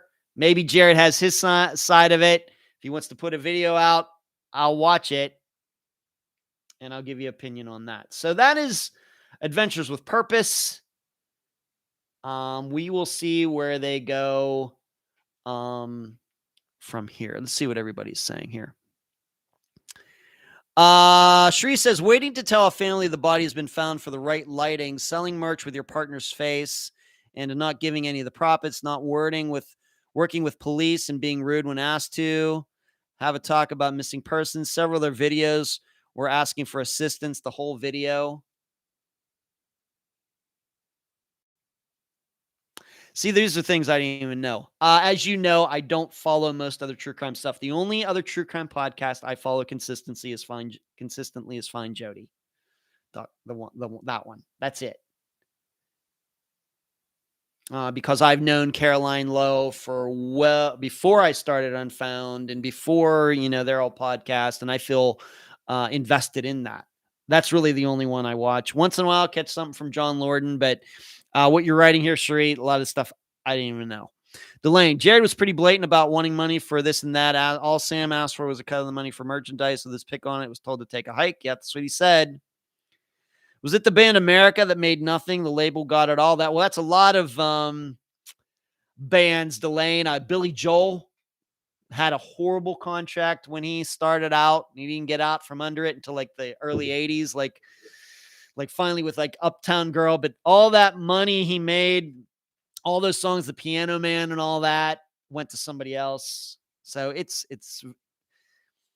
used to be very common in the music industry, not as much now because of course a lot has changed in the music industry. So that is Adventures with Purpose. So now let's move on to this. If that's not controversial enough, let's talk about that Phil Klein event from last Wednesday. I told you that the last live show that I did not watch it. I told you that I would watch it and then I would eventually comment on it once I did. I watched it today, but I will be honest, I could not get to the end. Just couldn't do it. I had time to do it. Just my stomach could only take so much. So let's talk about that. Really, I could probably could have done the entire live show on what I watched alone tonight, but I'm not going to do that. I'm just going to go through some quick points and leave it at that. And I've been told that since Wednesday, somebody called me a long-haired druggie over on the Klein page or something like that. Well, they at least got part of that right. I do have long hair, but for anybody who's wondering, I have never done those types of drugs in my life. I take Advil. I've taken some aspirin. I take cholesterol medicine every other day, but I have never done any illegal drugs. I am not 420 friendly. Never have done it. I've never even smoked a cigarette in my life. I've never been drunk. I've never had a buzz. I have not had a drop of alcohol since about 2005. Anybody, all my close friends know this, who have been around me since the 1980s, know this. All of my friends who went to college with me know this. I was always the designated driver. I'm a little bit of I am a teetotaler. Speaking of Gene Simmons, Delane. Never been interested in any of that. So that person, whoever wrote that, calling me a long-haired druggie, they got half of that right. Anyway, a couple points. Phil Klein's kept saying, shouting that word fact. If you've watched it, then you know what I'm talking about. If you haven't watched it, you'll just have to go watch it, because I'm not going through it, word by word. But he kept saying about fact, as much as he kept yelling out that fact, the issue is that Klein had a lot of theories and conjecture too. But for example, he kept talking about dogs. Dogs are not facts. If dogs were facts, then dogs are used in just about every disappearance out there. We talk about them often on Unfound. Still, people are missing. Dogs are not gravity. If I were to drop one of these beautiful glasses that Kelly Bruce made for me, I can tell you that it's going to go that way. It's going to hit the ground and it's going to break. And that's going to happen every single time from now to the end of time. Dogs are not that. This is science. This is fact. Dogs are not facts. They are an attempt. They are a chance. They are the lottery. They are polygraphs. So whether or not they picked up Tom's scent or Nathan Lewis's scent or Pine Gregory's scent or Michael Cassantine's scent or no scent is irrelevant. Doesn't matter one way or the other, because it doesn't matter. They just aren't reliable. I know that's not what dogs handlers want to hear, but you know what? A lot of dog handlers are like Jared at Adventures with Purpose. They need the money. Okay? That's just the way it is. I'm sorry I have to say that, but just the way it is. Yeah. As Cherie says, dogs didn't find Brian Landry, not even Dog the Bounty Hunter. Yeah. Christy, what did your mom think about your long hair? I didn't start growing my long hair until after my mother died, Christy. And in fact, except for a short trim about a month and a half ago, I've been growing this from when my mother died almost 3 years ago. So you can just imagine how short my hair was at the time. In fact, I have a picture of myself on the day that my mother died to show you how long my hair was at the time. And now it's like this. My mother would hate this. She would hate it. What are you going to do? So dogs are not facts. So he kept bringing about facts. Dogs are not facts as an example. Next, when it comes to him talking about how his people wanted to go into a certain area, and in particular, Pine Gregory wouldn't let them because of some meth lab or something going out there by Lake Marvin. Is Klein really saying the cops knew where Tom's body was when they wouldn't let anyone down there near mile marker 12? Is that what Klein is saying? Because that is eventually where Tom's remains were found. Is that what he was saying? I would like to remind Phil Klein, you know who else says something like that? That's what Steve Pankey says about the Greeley Police Department. When Janelle Matthews' remains were found in July of 2019 in the interview that I did with him, which is now part of the evidence against Steve Pankey. Steve Pankey in that article claims, or in that interview claims, that the Greeley Police Department knew where Janelle Matthews was the whole time. Go listen to it. It's like in the last part of the interview I did with him. So I guess Phil Klein and Steve Pankey now have something in common. So there's that.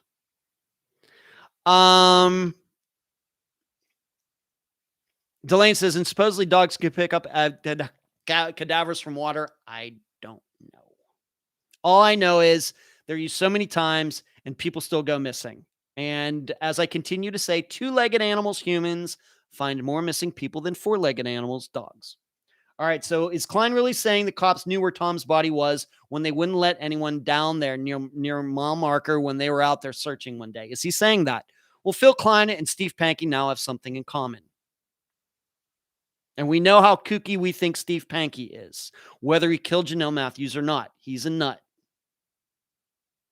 Next, the marijuana smell in Tom's vehicle.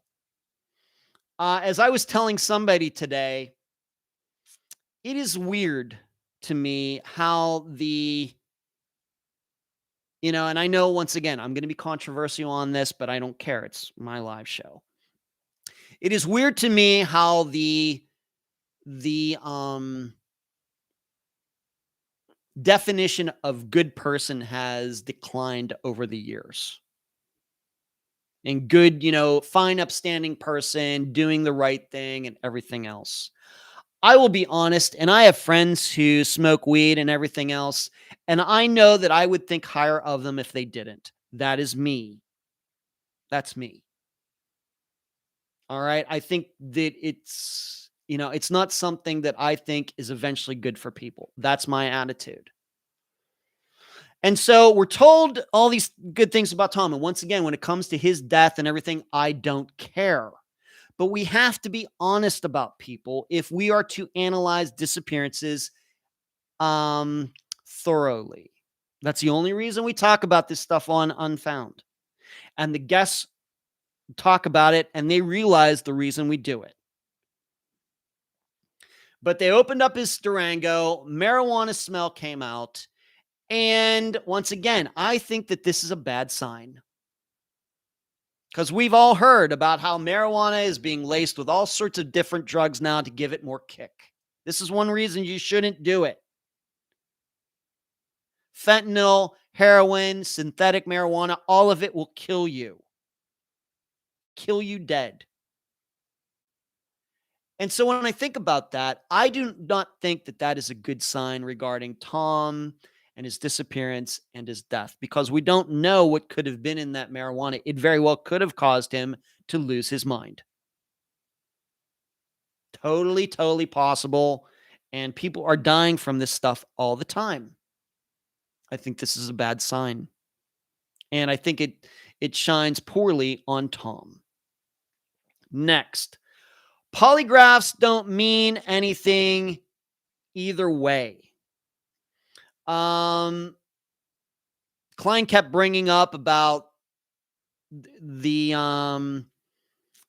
polygraphs, and he called that document that the Attorney General released as the most childish document he's ever seen any law enforcement agency release. That's what he said in that video. That's paraphrasing, but that's what he said. And polygraphs don't mean anything either way. The problem is that people tend to be very selective. If you are suspicious of Pine Gregory, for example, and his polygraph is not good, then you think he did it. If you think the Pine Gregory had nothing to do with Tom Brown's disappearance, then him failing the polygraph, you can't trust polygraphs. Once again, it's confirmation bias. So if you're inclined to believe that Penny and other people would never lie, then the polygraph tests don't mean anything. It's just something. But if they would have showed that they were all telling the truth, see, we told you, they never lie. You can't have it both ways. Me personally, I don't take any of it seriously. Once again, it's like dogs. I ask about it in interviews because I know some of you do care about it. But I don't know what to make of it. As I keep bringing up, Aldrich Ames, biggest spy in American history, got tested by polygraph every 6 months, never showed any signs of deception. And he was spying for the Soviet Union for a long time, made a lot of money until he was caught. All those years he was given a polygraph by the CIA, who might know something about that, fooled it. So why should we take it seriously one way or the other?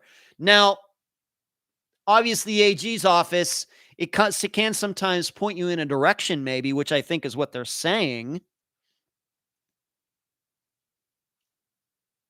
But I would not go to the extent that Phil did regarding all this polygraph stuff. Next, let's see what some people are saying. Leanne says, Lord Nards is how I found your podcast. Well, Leanne, I'm really proud of that program I did with John Lorden. I think he's a high quality guy, or I would not have been there. And I'm glad you found the podcast. I think we did a fine job talking to Jason's father. Spleen Girl. Problem is that people think marijuana is natural. It's good for you, as if natural is never toxic, bad, can OD. People could OD on anything, salt water, vitamins and minerals, mushrooms, anything. That's true. You can overdose on water. It's called drowning. Delane, I have severe anxiety disorder and I probably would fail a polygraph if they asked me if I fed my dogs this morning. Moving on. He claims that, of course, Sheriff Clapp now is the most honest law enforcement officer ever. But we have to remember that Deputy Clapp knew that Nathan Lewis forged paperwork regarding training and a missing persons case that we know is Tom Brown's. And he did not come forward at that time, even though he knew it. He didn't talk about it until Tico started coming in and questioning about all the training stuff. Until that point, it was all under his hat, forgive the pun.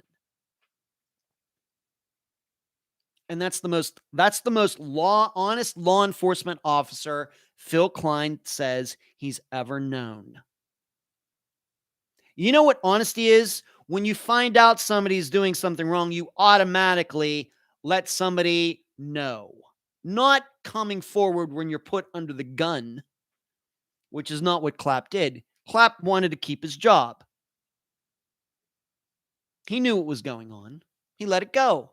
Most honest law enforcement officer ever, according to Phil Klein. Next, this is a quote from that video. Phil Klein actually said, we're, meaning his people and him, we're the only people who have found anything. Yeah, except for Pine Gregory finding Tom Brown's remains, which is what you got hired to do in the first place. Yeah, you did everything but that, which is really the most important part. You were hired to find out what happened to Tom. You didn't even find his remains, and 5 years later, still, you don't have a good answer as to what happened to him. So yeah, you found everything except the most important part, which was finding Tom's remains. Pine Gregory did that, and I know everybody's suspicious about that, but that's a fact.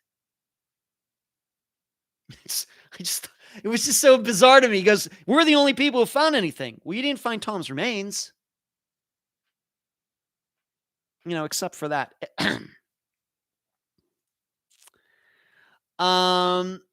Next, Tom's skull. And how it was, they made a big deal of this. But they even admitted in this presentation, they don't know if the damage to the skull happened before or after he was dead. So, as I know I asked the assistants earlier today, is it possible that Tom Brown smoking weed after getting gas before he went home, there was something laced in it, he loses his mind, starts driving around, then ultimately he parks his car, takes off into the woods, and then decides to jump out of a high tree onto his head? Is that possible? I think they kind of dismissed that. I know you did, Heather. But, is it not possible that this damage was done after he was deceased? Is there any real proof that he had any facial injuries before he died? Can they even figure that out? I don't even know. So if they can't do that, it doesn't mean anything. It doesn't mean anything. If you can't figure out when it was done, then it doesn't mean anything. This is the point I tried to make in the Steve Pankey blog from Sunday about those footprints. We don't know if those footprints were there before or after Janelle got home. And that's important. But nobody knows that. Nobody knows that. And then when I finally had to shut it off is when they ended up playing this interview that was done with Chris Jones, who was a football player at the time in high school, who by the time they got to him was in jail, is a criminal, And they recorded this interview he did with them, and he told this very extravagant story about how he saw Tom and Nathan Lewis, and Nathan Lewis had Tom tied up, and Chris was threatened, you got to throw these games or everything else. And they recorded it and played it during the presentation. No proof of any of it. He claimed that people were betting on the football games in Canadian, and he was being paid to lose and everything else. Rule number one regarding, and we've heard about this. How many times have all of you heard about this? And it's not, I know that I've never been in law enforcement. I know that. But you know what? I learn well. I'm very coachable. And between Tad Tobias and other law enforcement officers, Dr. Telesco and others who I've talked to over the years since starting this program, they reject all convict confessions about disappearances. All of them. All of them. Zero. They don't believe any of them. And we know why. Why? Because sometimes they just like to get out of jail for a day. And Chris Jones would have a very, very good reason to blast the city of Canadian and Nathan Lewis and everyone else. Why? Because he's in jail and he's bitter. But that they played it in there, presenting it as something is just the worst thing ever. It just, I couldn't believe, I couldn't go any farther than that. And I just couldn't. That was the final straw for me, because I know how many law enforcement people have told me when it comes to disappearances, criminals do nothing but lie. Now, if they wanted to go talk to Chris and just see what he had to say and kind of get a feel for him, I get that. I get it. He was around at the time. He was in high school. He was on the football team. He knew Tom. I totally get that. But when it gets to the point of them recording him and all this crazy story, no proof of any of it, and then they play it in front of everybody, all that is sensationalism. All that is to whip up emotions. That's it. Because there's no facts there.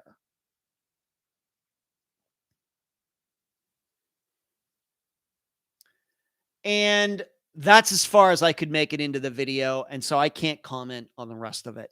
I know that there was a question and answer period and all that. I just, when you get to that, when it gets so outrageous to me that I know that law enforcement officials who are real investigators would never play a recording like that in front of the public like Phil Klein did, I'm out.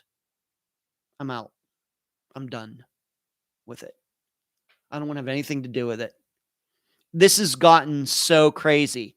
I'm totally open to the idea that Tom was murdered. All right, I'm still open to that. But I'm certainly not going to believe it because Phil Klein says. And I'm not going to believe it because of what Chris Criminal says. And I'm not going to believe it, because of all of these other reasons. There's no facts of any of it. In fact, I would say when it comes to that blood evidence, which, Phil talked about, that makes it more and more look like Tom really just did hurt himself. I don't believe it was all over the inside of the Durango that he says, but if he's going to say that, then we can twist that any way we want. I also argue with the idea, although it is certainly improbable, he says it's impossible for Tom to have walked that whole way in 25-degree weather and everything else. It's impossible. No, what's impossible is me jumping over the Grand Canyon. That's impossible. Tom walking after dumping his vehicle there is improbable, but that doesn't mean it didn't happen. It's not improbable. You don't know what was in his head. You don't know how he was feeling. You don't know if he was under the effects of drugs. That we know that people can be affected by something and become crazed. And we've seen videos on YouTube of people high on meth and everything getting shot 6, 7, 8, 9 times and not stopping. Just totally whacked out of their minds. And then you're telling me it's impossible that he could have gone 10 miles from because of that. It's improbable. It's not impossible. Especially since he was 18. He was a football player. He was in decent shape. Once again, improbable, not impossible. So there you go. That's really all I have to say about it now. Like I said, I could have done 2 hours on it, but that's as far as I could get in the video. I'm probably getting a little hate mail and everything. Totally fine by me. But that's all I have to say about that. And we are now over the past 11 p.m. Eastern. So let's move on. Hello, Jill. How are you? Let's move on to this Friday's episode. We don't cover many child disappearances on the program for many reasons that I've talked about, but we are going to cover one this Friday. Why? First of all, her parents are not suspects in her disappearance. And number two, there very well could have been foul play. It's the disappearance of Leanne Hausberg from Brooklyn, New York. We've been there. We've been to New York. This will be our, third time going to New York City? She went missing on March 18th, 1999. She was 14 years old. Christy says, yay, regular Friday again. I feel you, Christy. I feel your pain. On that day, she allegedly took off for school as she usually did. And she was late coming home that day. Her mother called her father, who was at work, and said, hey, Leanne's not home yet. So he took off of work early, started kind of driving that route between the school and their home, didn't find her. This is the days before cell phones. He went to a couple of friends' house. They were like, we don't know what to tell you. And she never did come home, and she was never seen again. But what's important to know is after the fact, the parents discovered, of course, that Leanne never made it to school that day. So she left her house, never made it to school. But in addition, a couple of these friends who were asked, they actually knew she didn't make it to school that day, but never said anything. And after the fact, while they were going through Leanne's room, they found a secret journal that she was keeping, in which she talked about liking 2 different boys and at least having sex with one of them. And also revealed that she was having what we might call private or intimate conversations with a male who was an adult. And she is still missing, of course, 22 years later. Now, she had the parents also had found out after the fact that she had skipped school before and had actually been seen one time with some of those very friends who wouldn't reveal anything, seen on a subway with them, skipping before. So that is the disappearance. The guest is her father, Alan Artali. However, he is not her biological father. Leanne is actually Native American. And her biological father lived in Nebraska, but her mother, Robin, ended up getting divorced and marrying Alan, and they lived in New York City. And there was a belief at the time, maybe it's still possible even to this day, that she wanted to reconnect with her Native American heritage and ran away to go back to Nebraska or to some reservation where she would be more like people with her of her own ethnicity. No proof of that, but that is a thought. So, but the title of this episode is Mean Girls, because some of these friends to this day will not talk to Leanne's family. And in fact, one of these girls denies even knowing her. And of course, we talk about that. I talk about that with Alan. So this Friday, this will be the disappearance of Leanne Hosberg. And you should know, we're going to be covering some other teenage disappearances. I've already done an interview. We're going to be covering the disappearance of a 15-year-old from Pennsylvania. And then sooner or later, I've told you all about the 600-page FOIA. That is also a teenager who went missing. And when I can get to it, we'll get to it. But we would have done the interview, but her mother had a stroke. So she is continuing to recover. And I hope that we can cover that disappearance soon when she is feeling better. So that is all I have. Let me see if I can put this all back together. But that's all I have for this week. Of course, I ran over. It might be the longest live show ever in the history of the live show. But I kind of shorted you the last couple weeks, and I had a lot to talk about. And so there you go. Man, this is bad. I'm looking at this computer over here, and it keeps typing out the number 3. It's as if it has a mind of its own. It's crazy. So I can't go through everything we talked about tonight, but I talked about quite a bit. So I'm going to leave you with that, and you will hear me on Friday. And I'm thinking maybe I'll just add on the Steve Pankey audio blog to that episode. Maybe I might switch it up, make sure everybody hears it. And for all you Think Tank members, we're moving that to Monday because Sunday is Halloween. But Robert, I'm not answering your question because you're obnoxious and I've blocked you. So that's good night, everyone. Sheree, if you could block him if you're still in there. I'm not answering your question, Robert, for very good reasons. You're obnoxious. Good night, everyone.